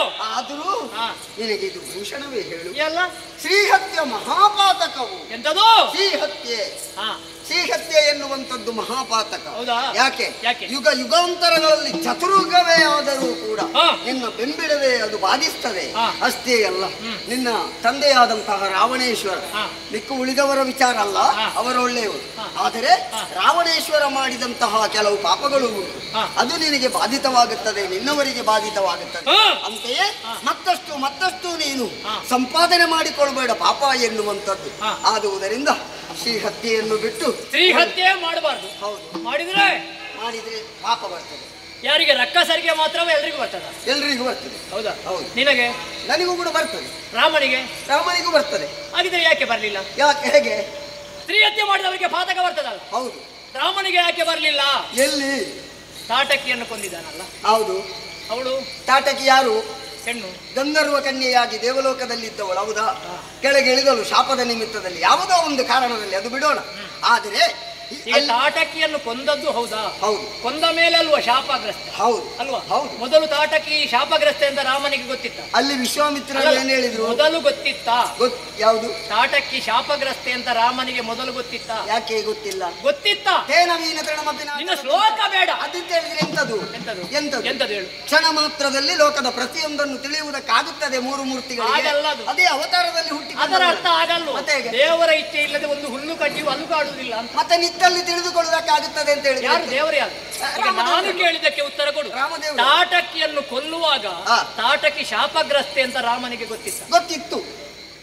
ವಿಶ್ವಾಮಿತ್ರರು ಹೇಳಿರ್ಲಿಕ್ಕಿಲ್ವಾ? ಅಲ್ಲ, ಇರ್ಲಿಕ್ಕಿಲ್ವ ಅಂತಲ್ಲ, ನೀನು ಸರಿ ಹೇಳ್ಬೇಕು. ಯಾಕೆ ಅಲ್ಲ, ವಿಶ್ವಾಮಿತ್ರರಲ್ಲಿ ಹೇಳಿರ್ಲಿಕ್ಕಿಲ್ವೋ? ಹೇಳಿದ್ದಾರಂತ ನನಗೆ 2 ದೀಪ ಬೇಡ, ಸತ್ಯ ಹೇಳು. ಅಲ್ಲಿ ರಾಮ ಏನು ಹೇಳಿದ್ದಾನೆ? ತಾಟಕಿಯನ್ನು ಕೊಲ್ಲು ಅಂತ ಹೇಳುವಾಗ ಏನು ಹೇಳಿದ್ದಾನೆ? ಶಿಶು ಹತ್ಯೆ ನನಗೆ ಬರ್ತದೆ, ಸ್ತ್ರೀ ಹತ್ಯೆ ಸ್ತ್ರೀ ಹತ್ಯೆ ನನಗೆ ಮಾಡಬಾರ್ದು ಎನ್ನುವ ಹಾಗೆ ಮಾಡಬಾರ್ದು ಅಂತ ಹೇಳಿದ. ಮಾಡಬಾರ್ದು, ನಾನು ಮಾಡುವುದು ಸರಿಯೇ ಎನ್ನುವ ಹಾಗೆ ಕೇಳಿದ. ಹೌದಾ? ಆ ಸಂದರ್ಭದಲ್ಲಿ ವಿಶ್ವಾಮಿತ್ರರು ಏನು ಹೇಳಿದ್ರು? ಯಜ್ಞಕಂಠಗಳಾಗಿದ್ದಾಳೆ, ಅಷ್ಟೇ ಅಲ್ಲ, ನಿನ್ನಂತವನಿಗೆ ಸ್ತ್ರೀ ಹತ್ಯೆ ಬರುವುದಿಲ್ಲ, ನೀನು ಏನು ಅಂತ ಲೋಕಭೀತವಾದಂತಹ ಸತ್ಯ ಆದುದರಿಂದ ಈಗ ನಾವೊಂದು ಕತ್ತಿಯಲ್ಲಿ ಒಬ್ಬನಿಗೆ ನಾವು ಕಡಿತೇವೆ, ಆ ಪಾಪ ಕಡಿದವನಿಗೆ ಬರ್ತದ, ಕತ್ತಿಗೆ ಬರ್ತದ, ಹೇಳಿದವನಿಗೆ ಬರ್ತದ? ಕಡಿದವನಿಗೂ ಬರ್ತದೆ, ಹೇಳಿದವನಿಗೂ ಬರ್ತದೆ, ಕತ್ತಿಗೆ ಬರುವುದಿಲ್ಲ. ಹೌದಾ? 100 ಹಾಗಾಗಿ ಬಾಣಕ್ಕೆ ಬರ್ಲಿಲ್ಲ, ಬಾಣ ಬಿಟ್ಟ ರಾಮನಿಗೂ ಬರ್ತದೆ, ಹೇಳಿದ ವಿಶ್ವಾಮಿತ್ರನಿಗೂ ಬರ್ತದೆ. ಸರಿ, ಆದರೆ ಅದಕ್ಕೆ ಹಾಗಿದ್ರೆ ವಿಶ್ವಾಮಿತ್ರರು ಮೊದಲು ಹೇಳಲಿಲ್ಲ ಇವಳು ಶಾಪಗ್ರಸ್ತೆ ಅಂತ ಹೇಳಲಿಲ್ಲ. ಈಗ ರಕ್ಕಸಿಯಾದ್ರೂ ಹೆಣ್ಣು ಹೌದಲ್ವಾ? ಹೌದು. ಅದು ಮತ್ತೆ ಅಲ್ಲಿಗೆ ಗುರುದೇವ ಹೇಳಿದ ಎಂಬ ಕಾರಣಕ್ಕೆ ಕೊಂದದ್ದು. ಹೌದು. ಕೊಂದ ಮೇಲೆ ಅವಳು ಶಾಪಗ್ರಸ್ತೆ ಅಂತ ಗೊತ್ತಾದದ್ದು. ಧರ್ಮೋ ಹಿ ಪರಮೋ ಲೋಕೆ ಧರ್ಮ ಸತ್ಯಂ ಪ್ರತಿಷ್ಠಿತ ಎನ್ನುವಂತ ನಾಣ್ಣುಡಿಯನ್ನು ಲೋಕಕ್ಕೆ ಸಾರಿದಂತಹ ಪ್ರಭು ಶ್ರೀರಾಮಚಂದ್ರನಿಗೆ ಯಾವ ದೋಷ? ಧರ್ಮ ಎನ್ನುವಂಥದ್ದು 2 ಮುಖ ಇದ್ದಾಗೆ, ಸತ್ಯ ಮತ್ತು ಧರ್ಮಕ್ಕಾಗಿ ಆರ್ನಿಸಿ ದುಡಿಯುತ್ತೇನೆ, ಧರ್ಮಕ್ಕೆ ಬೇಕಾಗಿ ಹೆಣ್ಮಕ್ಕಳನ್ನು ಕೊಲ್ಲಬಹುದು. ಹೆಣ್ಣು ಮಕ್ಕಳನ್ನು ಅಂತಲ್ಲ, ಅನ್ಯಾಯ ಧರ್ಮವನ್ನು ಮಾಡಿ ತಾಟಕಿ ಮಾಡಿದ್ದ ಅನ್ಯಾಯ. ಯಜ್ಞ ಸಂರಕ್ಷಣೆಗೆ ಬಿಟ್ಟಿದ್ದಾಳ, ಮತ್ತೆ ಅವರ ಮಕ್ಕಳು ಬಿಟ್ಟಿದ್ದಾರ. ಅನ್ಯಾಯ ಮಾಡುವವರನ್ನು ಕೊಂದ್ರೆ ಪಾಪ ಇಲ್ಲ, ಪಾಪ ಉಂಟು. ವಿಶ್ವಾಮಿತ್ರರು ಪರಿಮಾರ್ಜನೆಗೆ ಜನ ಇದ್ದಾರಲ್ಲ, ರಾಮನಂತವನಿಗೆ ಬರುವುದಿದ್ರೆ ಇಲ್ಲಿ ಒಂದು ನಾನು ಮಾತನ್ನು ಹೇಳ್ತೇನೆ ನಿನಗೆ. ದಶಾವತಾರ ಎತ್ತುವಂತಹ ವೇಳೆಯಲ್ಲಿ ಒಂದು ಸಂದರ್ಭದಲ್ಲಿ ಭೃಗುಮುನಿಗಳ ಆಶ್ರಮಕ್ಕೆ ಹೋದ್ರು. ಹೌದಾ? ಭೃಗುಮುನಿಗಳು ಆಶ್ರಮಕ್ಕೆ ಹೋದ್ರು. ಭೃಗುಮುನಿಗಳ ಆಶ್ರಮಕ್ಕೆ ದೇವೇಂದ್ರ ಯಾವುದೋ ಒಂದು ಕಾರಣದಲ್ಲಿ ಬರಬೇಕಾದಂತ ಪ್ರಮೇಯ ಬಂತು. ಅಲ್ಲಿ ತಮಾಸುರ ಮತ್ತು ಅವನ ಬಳಗದವರು ಇದ್ರು ಎನ್ನುವ ಕಾರಣಕ್ಕಾಗಿ ಅಲ್ವಾ, ಅಲ್ಲಿ ಆನಂತರದಲ್ಲಿ ಆಶ್ರಯ ಕೊಟ್ಟಿದ್ದಾರೆ ಎನ್ನುವುದನ್ನೇ ಭಾವಿಸಿಕೊಂಡು ಆ ಮೂಲಕವಾಗಿ ಶ್ರೀಹರಿಯವನಿಗೆ ಶಾಪವನ್ನು ಕೊಟ್ಟು ಆ ಮೂಲಕವಾಗಿ ಅವಳನ್ನು ಕೊಂದ ಅಲ್ವಾ. ಅಲ್ಲಿಗೆ ಬಂದಂತ ಭೃಗು ಮಹರ್ಷಿ ನೀನು ದಶಾವತಾರಿಯಾಗು ಅಂತ ಹೇಳಿದೆ ಅಲ್ವೇ. ಒಂದೊಂದೇ ಅವತಾರಗಳನ್ನು ಮಾಡುತ್ತಾ ಅಧರ್ಮದಿಂದ ಮೆರೆಯುತ್ತಿರುವವರೆಲ್ಲ ಹೆಣ್ಣನ್ನು ಕೊಂದದ್ದಕ್ಕಲ್ವಾ ರಾಮನಿಗೆ 10 ಅವತಾರ, ದೇವರಿಗೆ 10 ಅವತಾರ ಉಂಟಾಡುವ ಪ್ರಮೇಯ ಬಂದದ್ದು. ಹೌದು. ಅಂದ್ರೆ ಸ್ತ್ರೀ ಹತ್ಯೆ ಮಾಡಿದವರಿಗೆ ಪಾಪ ಬರ್ತದೆ ಅಂತ ಆಯ್ತಲ್ಲ ಅಲ್ವಾ? ರಾಮನಿಗೆ ಬರಲಿಲ್ಲ. ಈಗ ಇಲ್ಲದ್ರೆ ವಿಷ್ಣುವಿಗೆ ದಶಾವತಾರ ಆಗುವಂತ ಶಾಪ ಕೊಟ್ಟದ್ದು ಯಾಕೆ? ಅದು ಪಾಪ ಅಲ್ಲ, ಅವತಾರ ಪುರುಷನ ಪ್ರಪಂಚಕ್ಕೆ ಅಗತ್ಯ ಇತ್ತು. ಅದೇ ಒಂದಿದ್ದವ 10 ಆಗುವಾಗ ಆದದ್ದು ಹೇಗೆ? ಖ್ಯಾತಿಯ ತಲೆಗಡ್ದು. ಹೌದು. ಈಗ ರಾಮನಿಗೆ ಪಾಪ ಬರುದಿಲ್ಲ ಅಂತ ಇಟ್ಟುಕೊಳ್ಳುವ. ಈಗ ನೀನು ಮಾಡ್ಲಿಲ್ವಾ? ಯಾವುದು? ನೀನು ಸ್ತ್ರೀ ಹತ್ಯೆ ಮಾಡ್ಲಿಲ್ವಾ? ಮಾಡಿದ್ದೇನೆ. ನೀನು ಲಂಕೆಗೆ ಬರುವಾಗ ಮೊದಲು ಸಿಕ್ಕಿದ್ಯಾರು? ಲಂಕಿನಿ. ಮತ್ತೆ ಮತ್ತೆ ಉಳಿದವರು ಅಲ್ಲಿದ್ದವರೆಲ್ಲ ಮೊದಲು ಸಿಕ್ಕಿದ್ದು ಮೈನಾಕ ಪರ್ವತ, ಆಮೇಲೆ ಸುರಸೆ. ಏನ್ ಮಾಡಿದೆ? ಒಳಗೆ ಹೋಗಿ ಹೊರಗೆ ಬಂದೆ. ಹೌದು. ಸಿಂವಿಕೆ ಅವಳನ್ನು ಏನ್ ಮಾಡಿದೆ? ಅವಳನ್ನು ಕೂಡ ಸರಿಯಾದ ವ್ಯವಸ್ಥೆ ಅವಳಿಗೆ ಮಾಡಿದ್ದೇನೆ. ಕೊಂದೆ. ನಾನೇನು ಅಂತ ತೋರಿಸಿದ್ದೇನೆ. ಕೊಂದೆ. ದೇಪೆಟ್ಟು ಮುಷ್ಟಿ. ಸಿಂವಿಕೆ ಶಾಪಗ್ರಸ್ತಳಲ್ಲ, ಅಲ್ಲ, ಅವಳನ್ನು ಕೊಂದೆ. ನಿನಗೆ ಯಾಕೆ ಪಾಪ ಬರುವುದು? ಪಾಪ ಬರುವುದಿಲ್ಲ. ಯಾಕೆ? ಅದೆಲ್ಲವೂ ರಾಮಾರ್ಪಣ. ರಾಮಾರ್ಪಣ. ರಾಮಾರ್ಪಣ ಅಂತ ಹೇಳಿದ್ರೆ ರಾಮನಿಗೆ ಬಿಟ್ಟದ್ದು. ಈಗ ಲಂಕಿಣಿಯನ್ನು ಏನು ಮಾಡಿದೆ? ಲಂಕಿಯನ್ನು ಕೊಂದೆ. ಅವಳು ಕೂಡ ಶಾಪಗ್ರಸ್ತಳಲ್ವಾ? ಬ್ರಹ್ಮಕಪಾಲ ಪ್ರಕರಣ ಬಂತು. ಹೌದಾ? ಅಲ್ಲಿ ಪರಮೇಶ್ವರ ದೇವರು ಭಿಕ್ಷೆ ಬೇಡುತ್ತಾ ಬಂದಾಗ ನೀವು ಕಣ್ಣು ಮುಚ್ಚಿದ್ರೆ ಮಾತ್ರ ಭಿಕ್ಷೆ ಕೊಡುವುದು. ಯಕ್ಷಿಣಿ ಗೊತ್ತು ನನಗೆ. ಅಲ್ಲ, ನಿನಗೆ ಹೇಳುವ. ಆದರೆ ಶಿವನಿಂದ ಶಾಪಗ್ರಸ್ತಳ, ಕಣ್ಣು ಮುಚ್ಚಿದ್ರೆ ಮಾತ್ರ ಭಿಕ್ಷೆ ಕೊಡುವುದು. ಶಿವನಿಂದ ಶಾಪಗ್ರಸ್ತಳ. ಈಶ್ವರ ದೇವರನ್ನು ಕಣ್ಣು ಮುಚ್ಚಿಸಿ ಅವಳು ಹಾಕಿದ್ದೇನೆ ಅದಕ್ಕೆ ಭಿಕ್ಷೆ. ಹೌದೌದು. ಅದರಿಂದ ಶಾಪ ಬಂತು. ನೀನು ಲಂಕಿಣಿಯಾಗು ಎನ್ನುವ ಹಾಗೆ ಶಾಪ ಕೊಟ್ಟವರಿದ್ದಾರೆ ಅಲ್ಲವೇ? ಹಾಗಿದ್ರೆ ಇದಕ್ಕೆ ಪರಿಮಾರ್ಜನೆ ಹೇಗೆ ಅಂತ ಕೇಳಿದಾಗ ನನ್ನನ್ನು ತೋರಿಸಿ. ಹೌದಾ? ಅಲ್ಲಿಗೆ ಆಗಮನ ಆಗುತ್ತದೆ. ಹೀಗೊಂದು ಪ್ರಕರಣ ನಡೀತದೆ. ಹಾಗಿದ್ರೆ ಪೂರ್ವಾರ್ಜಿತವಾದಂತಹ ಪ್ರಕರಣ ಹೀಗೆ ನಡೀತದೆ ಎನ್ನುವುದು ಅಲ್ಲಿದ್ದವರಿಗೆ ತಿಳಿದಿದೆ ಅಂತ ಆಗುವಾಗ ಅವನು ಪವಾಡ ಪುರುಷವೋ ಪರಮಾತ್ಮನೋ ಎನ್ನುವ ಹಾಗೆ ಹೇಳುವುದಕ್ಕೆ ಯಾಕೆ ಆಗುವುದಿಲ್ಲ ಅಂತ. ಅಂದ್ರೆ ಅಧರ್ಮ ಮಾಡಿದ ಹೆಣ್ಣು ಮಕ್ಕಳನ್ನಾದ್ರೂ ಕೊಂದ್ರೆ ಪಾಪ ಬರುವುದಿಲ್ಲ. ಅಂತಹ ಲಂಕಿನಿಯನ್ನು ಅಲ್ಲ, ನಿಲ್ಲು. ಅಧರ್ಮಿಗಳಾದ ಹೆಣ್ಮಕ್ಕಳನ್ನು ಕೊಂದ್ರೆ ಪಾಪ ಬರುವುದಿಲ್ಲ. ಇವಳು ಅಧರ್ಮಿ. ಇವಳು ಸೀತೆ ಹೇಗೆ? ರಕ್ಕಸ ಕುಲಕ್ಕೆ ಕಂಟಕ ಪ್ರಾಯಳು. ಇಲ್ಲಿಯವರೆಗೆ ಸತ್ತವರಿಗೆ ಕಾರಣ ಈ ನೀವು ಮಾಡಿ ನೀನ್ ಬಾಯಿ ಮುಚ್ಚಬೇಕು. ತಾಟಕ್ಕೆ ಅನ್ಯಾಯ ಮಾಡಿದ್ದಾಳೆ, ಲಂಕಿನ ಅನ್ಯಾಯ ಮಾಡಿದ್ದಾಳೆ, ಹಾಗಾಗಿ ಕೊಂದದ್ರಿಂದ ಪಾಪ ಇಲ್ಲ. ಇವಳು ಅನ್ಯಾಯ ಮಾಡಿದ್ದಾಳೆ. ಮಕರಾಕ್ಷ, ಕುಂಭಕರ್ಣ, ದೇವಾಂತಕ, ನರಾಂತಕ ಸತ್ತದ್ದು ಇವಳ ದೆಸೆಯಿಂದ. ರಕ್ಕಸರಿಗೆ ಪಾಪಿ ಇವಳು. ಪಾಪಿಗಳನ್ನು ಕೊಂದ್ರೆ ಯಾವ ಅಪರಾಧವೂ ಆಗುವುದಿಲ್ಲ ಅಂತ ನೀನು ಹೇಳಿದ ಕಾರಣ ಸ್ತ್ರೀಹತ್ಯೆ ಮಾಡಿದ್ರೆ ಯಾವುದೇ ಪಾಪ ಇಲ್ಲಲ್ಲ. ನೀನು ಇಷ್ಟು ಇಲ್ಲ, ಇವಳನ್ನು ಕೊಲ್ಲಬಾರ್ದು. ನಮ್ಮ ಮಾತು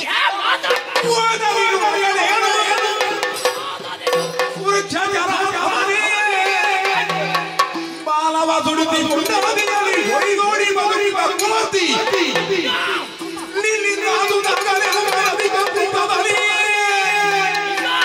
ಕಡುಗಮನು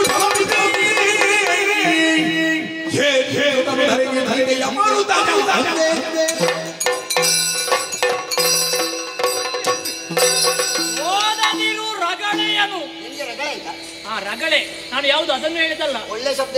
ಯಾವುದು ಒಳ್ಳೆದೇನದು? ವ್ಯಾಕರಣದ ರಗಳೆ ಅಲ್ಲ, ಛಂದಸ್ಸಿನ ರಗಳೆ ಅಲ್ಲ. ನೀನು ಮಾತಾಡಿದ್ದೆ ನನಗೆ ಒಟ್ಟಾರೆ ರಗಳೆ ಆಗ್ತದೆ. ಎಂತದ ಪರ ಮಾತಾಡ್ತಿ ಮಂಗ. ನಿನ್ನ ರಗಳೆ ಎಲ್ಲ ನಮಗೆ ಬೇಡ. ಇವುಗಳನ್ನು ಕೊಲ್ಲದೆ ಬಿಡುವುದಿಲ್ಲ. ಕೆಲಪಿಸಿದ್ದೇನೆ.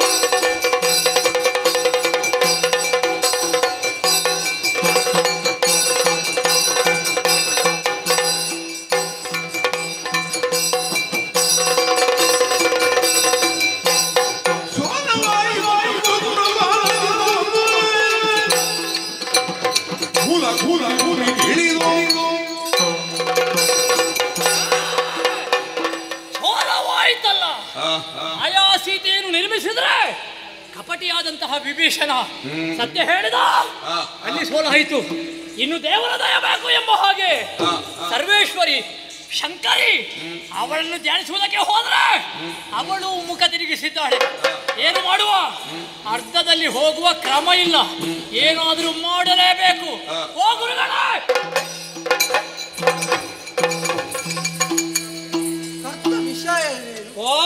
ಕರ್ತ ವಿಷಯವೇನು? ನೀವು ಊರಿನಲ್ಲಿ ಇಲ್ವಾ?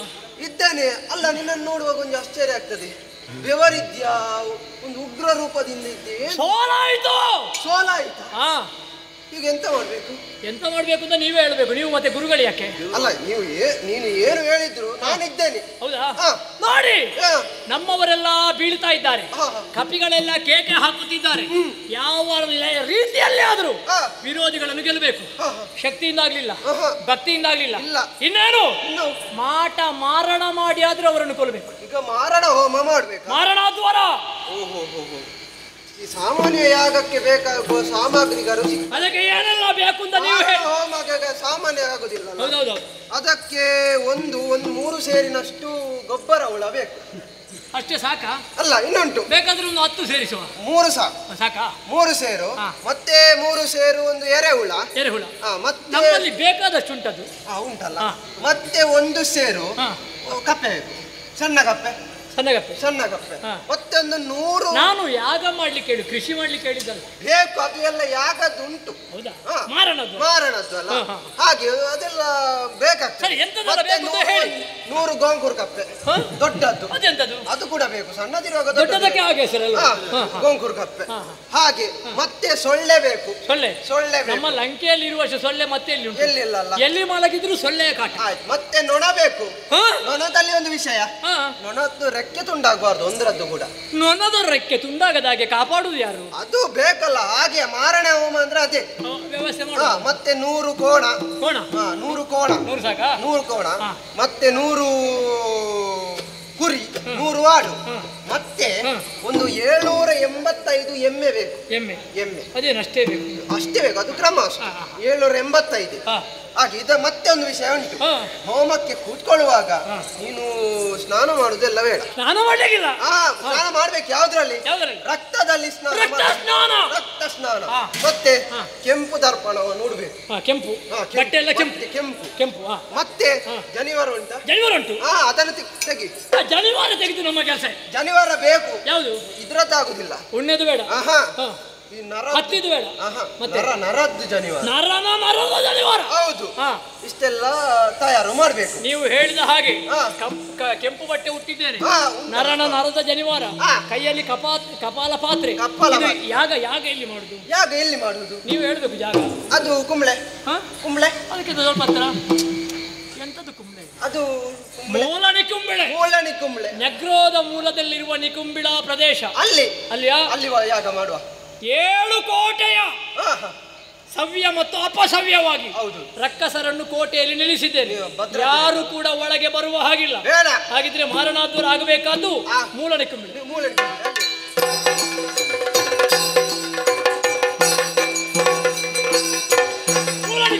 ಬಂದಾಯ್ತು. ಹೌದಾ? ಹಾಗಿದ್ರೆ ನಾನೀಗ ಯಾಗದ ಸಾಮಗ್ರಿಗಳಲ್ಲಿ ಯಜಮಾನ ನಾನು. ಇದು ಯಾರು? ನಿಮ್ಮ ಶಿಷ್ಯನ? ನಮ್ಮ ಶಿಷ್ಯ. ನೀವು ಅಲ್ಲಿ ಕೂತ್ಕೊಳ್ಳಿ. ನಾನು ಅಲ್ಲಿ ಕೂತ್ಕೊಳ್ತೇನೆ. ಆಯ್ತು. ಓಂ ಗ್ರೀಂ ಗ್ರೀಂ ಗ್ರೀಂ ಸಂಜಾರಂ. ಅದೆಂತದು? ಅದು ಮೊದಲಿಗೆ ಒಂದು ಸ್ಥಳ ಶುದ್ಧ. ಹಾಗೆ ಎಂತ ಮಂತ್ರ? ಎಂತದು ಮಂತ್ರ ಉಂಟು ಸಂಜಾರಂ.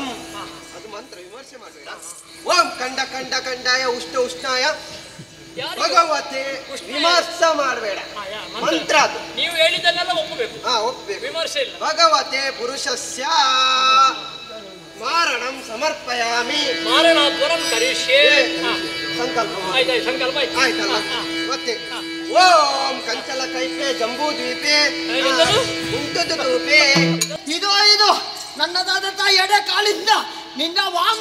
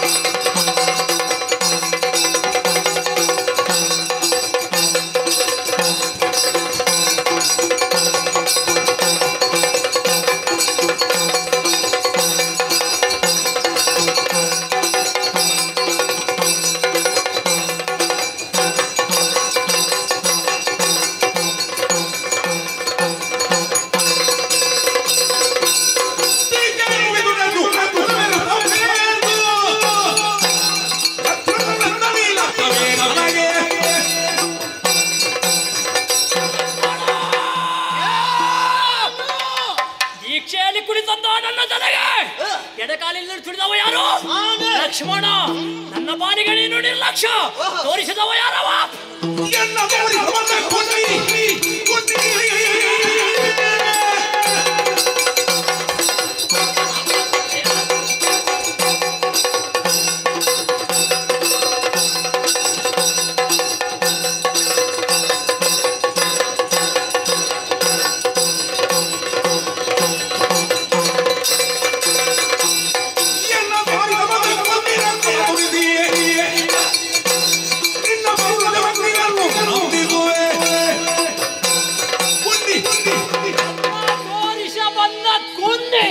ನೀನು ಚಿಕ್ಕಪ್ಪಲ್ಲ ಚಿಕ್ಕಪ್ಪ.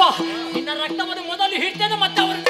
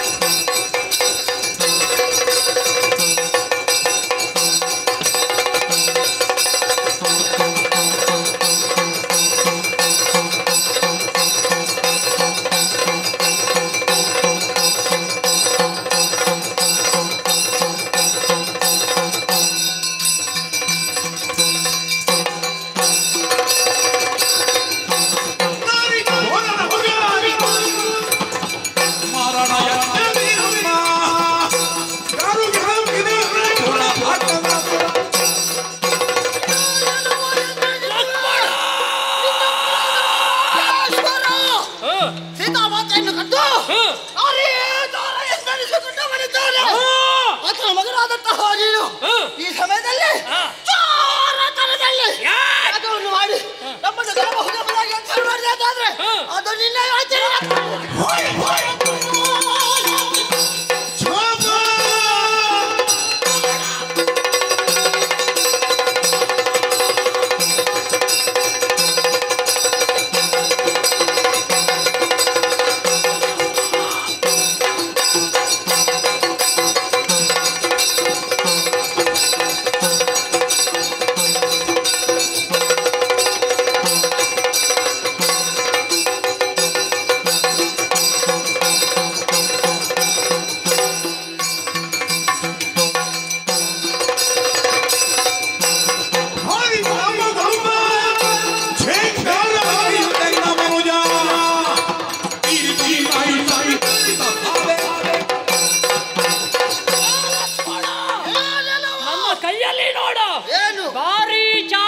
ಕೈಗೊಂಡಿದ್ದೇನೆ.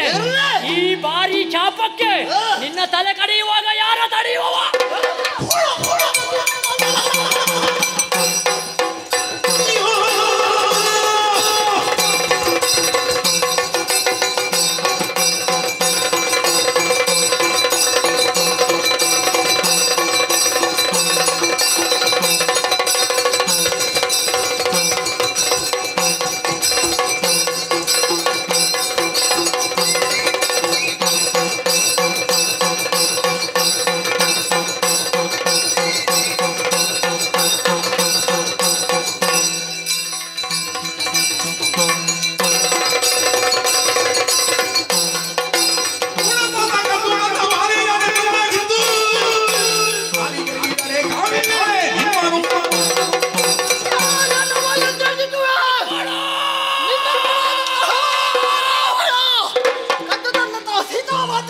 ನಿನ್ನ ಕಿಣಿಕಿನ ಸ್ವರ ಎಲ್ಲ ನನ್ನ ಎದುರು ಎಷ್ಟೇ ಸಣ್ಣ ಸ್ವರವಾದರೂ ಕೂಡ ನಿನ್ನೆದರು ಯಾರು ಎಂಬುದನ್ನು ತೋರಿಸುವ ಸಾಮರ್ಥ್ಯ ಇದೆ. ಹಾಗಾಗಿ ಎಚ್ಚರಿಸ್ತಾ ಇದ್ದೇನೆ. ಸೀತಾಮಾತನು ನನ್ನ ಅಣ್ಣನ ಪಾದ ಕಪ್ಪಿಸಿ ಶರಣಾದಿ ಎಂದಾದ್ರೆ ಬಿಟ್ಟರು, ಇಲ್ಲ ಬಂದ ಶಿರವನ್ನು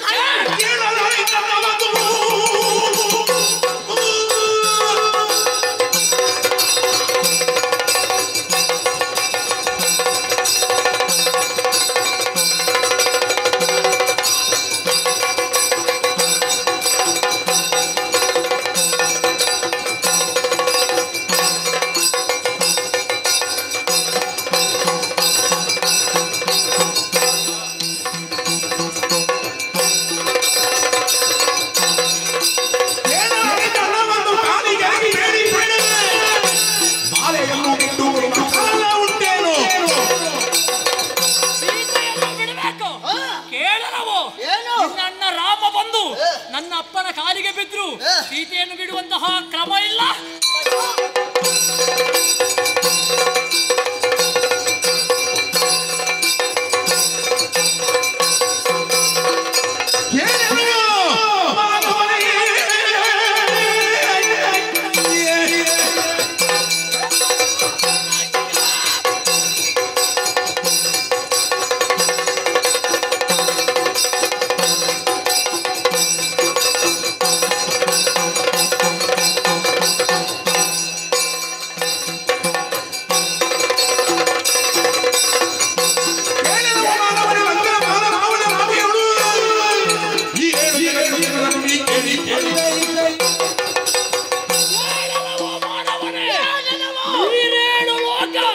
ನಮ್ಮ ಅಪ್ಪನ ಅಂಕೆಯಲ್ಲಿದೆ, ತಿಳಿದಿದೆ.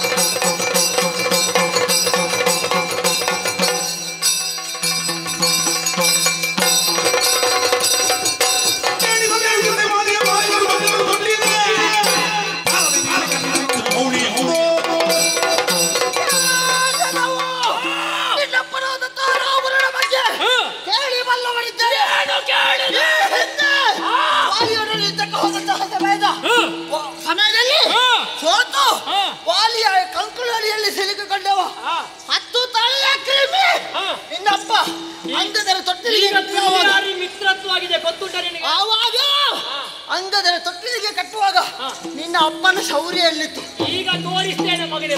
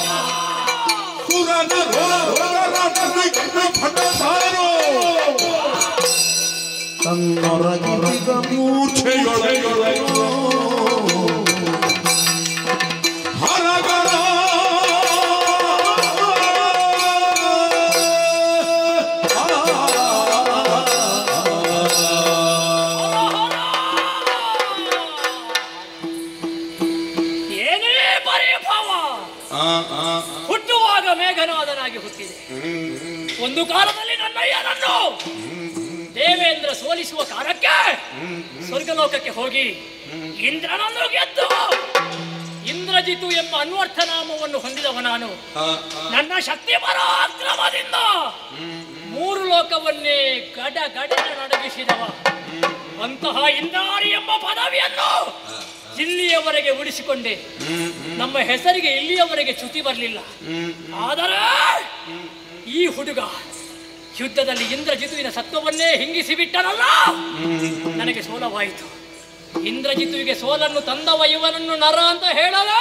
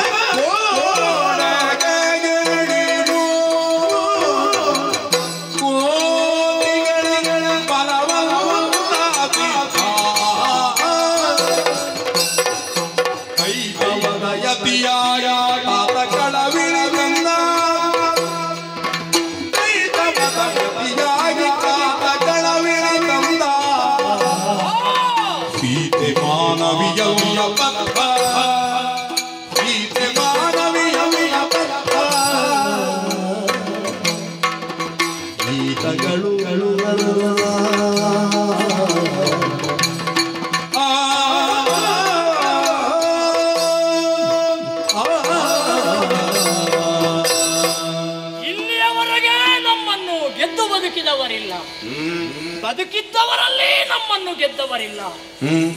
ಯಾರನ್ನು ಸಾಮಾನ್ಯ ನರರು ಅಂತ ನಾವು ಭಾವಿಸಿದ್ದೆವು ಅಂತಹ ರಾಮಲಕ್ಷ್ಮಣರು ನರರಲ್ಲ. ಚಾಪಲ್ಯವುಳ್ಳಂತಹ ಕೋತಿಗಳು ಅಂತ ನಾವು ಯಾರನ್ನು ಹೀಯಾಳಿಸುತ್ತಿದ್ದೆವು ಅಂತಹ ಕೋಡಗಗಳು ಸಾಮಾನ್ಯ ಕಪಿಯಲ್ಲ. ಕೈತವದ ಯತಿಯಾಗಿ ಕಳವಿನಿಂದ ತಂದಂತಹ ಸೀತಾದೇವಿ ಅವಳು ಮಾನವಿಯಲ್ಲ. ಹಾಗಿದ್ರೆ ಯಾರು? ಅಸ್ಥಿರವಾದ ಮಾನವತೆಗೆ ಸುಸ್ಥಿರವಾದ ಅಮೃತತ್ವದ ಫಲವನ್ನು ಕೊಡುವುದಕ್ಕೆ ವೈಕುಂಠವಾಸಿಯಾದ ಶ್ರೀಹರಿಯೇ ಶ್ರೀರಾಮನಾಗಿ ಲೋಕದಲ್ಲಿ ಆವಿರ್ಭಾವವನ್ನು ಹೊಂದಿದ್ದಾನೆ. ಮಹಾವಿಷ್ಣುವಿನ ತಲ್ಪವಾದಂತಹ ಮಹಾಶೇಷನೇ ಲಕ್ಷ್ಮಣನಾಗಿ ಹುಟ್ಟಿ ಬಂದಿದ್ದಾನೆ. ದೇವಾನು ದೇವತೆಗಳೇ ಧರ್ಮೋದ್ಧಾರದ ಕೆಲಸಕ್ಕೆ ಬೇಕಾಗಿ ಕಪಿಗಳ ಹಾಗೆ ಕಂಡುಕೊಂಡಿದ್ದಾರೆ. ಹಾಗಿದ್ರೆ ರಾಮದೇವರ ಮುಂದೆ ಹೋರಾಟವನ್ನು ಮಾಡಿ ನಾವೆಲ್ಲ ಬದುಕುವುದಕ್ಕುಂಟು. ಬದುಕಬೇಕು ಅಂತಾದ್ರೆ ದಿನ ಒಂದಕ್ಕೆ ಶ್ರೀರಾಮ ಜಯರಾಮ ಜಯ ಜಯ ರಾಮ ಅಂತ ಹೇಳಬೇಕು. ಅದಲ್ಲದೆ ಹೋದ್ರೆ ಖಂಡಿತ ನಮಗೆ ಬದುಕಿಲ್ಲ. ಈಗ ನಾನು ಕೂಡ ಮೊನ್ನೆ ಅತಿಕಾಯ ಹೇಳಿದ ಹಾಗೆ ಹೇಳಬೇಕು. ಆಯಿತ ಕಟ ತಂದೆಯ ಆಯುಷ್ಯಕ್ಕೆ ಕೊನೆ, ನಮ್ಮ ಅಪ್ಪನ ಆಯುಷ್ಯಕ್ಕೂ ಕೊನೆಯಾಯಿತು. ಇಂದ್ರಜಿತುವಾದಂತಹ ನಮ್ಮ ಆಯುಷ್ಯಕ್ಕೂ ಕೊನೆಯಾಯಿತು. ರಾಮನ ಪಾದವನ್ನು ಸೇರಿದರೆ ಪರಮ ಸಾಯುಜ್ಯವನ್ನು ಪಡೆಯುವುದರಲ್ಲಿ ಯಾವುದೇ ಅರ್ಥವಿಲ್ಲ. ಹಾಗಾಗಿ ಶೀಘ್ರದಲ್ಲೇ ಲಂಕಾ ಪತನವಾಗುತ್ತದೆ ಅನ್ನುವುದು ಸತ್ಯ. ಇವನ ಬಾಣಕ್ಕೆ ನನ್ನ ಪ್ರಾಣ ಹಾರಿ ಹೋದರೆ ಪರಮ ಸಾಯುಜ್ಯವನ್ನು ಪಡೆಯುವುದಕ್ಕೆ ಸಾಧ್ಯ. ಹಾಗಾಗಿ ನಮ್ಮ ಅಯ್ಯ ಎಲ್ಲವನ್ನು ತಿಳಿದೇ ನಮ್ಮನ್ನು ಕಳುಹಿಸಿಕೊಟ್ಟಿದ್ದಾರೆ. ಮೋಕ್ಷ ಸಾಮ್ರಾಜ್ಯವನ್ನು ಸೇರಬೇಕು ಅಂತಾದ್ರೆ ಲಕ್ಷ್ಮಣನ ಬಾಣಕ್ಕೆ ನಾನು ಆಹುತಿಯಾಗಬೇಕು. ಇಂದ್ರಜಿತುವನ್ನು ಸಾಮಾನ್ಯರಿಗೆ ಕೊಲ್ಲುವುದಕ್ಕಾಗುವುದಿಲ್ಲ. ಕೊಲ್ಲುವ ವಿಧಾನ ಇವನಿಗೆ ಗೊತ್ತುಂಟೋ ಇಲ್ವೋ ಅಂತ ಕೇಳಬೇಕಲ್ಲ. ಲಕ್ಷ್ಮಣ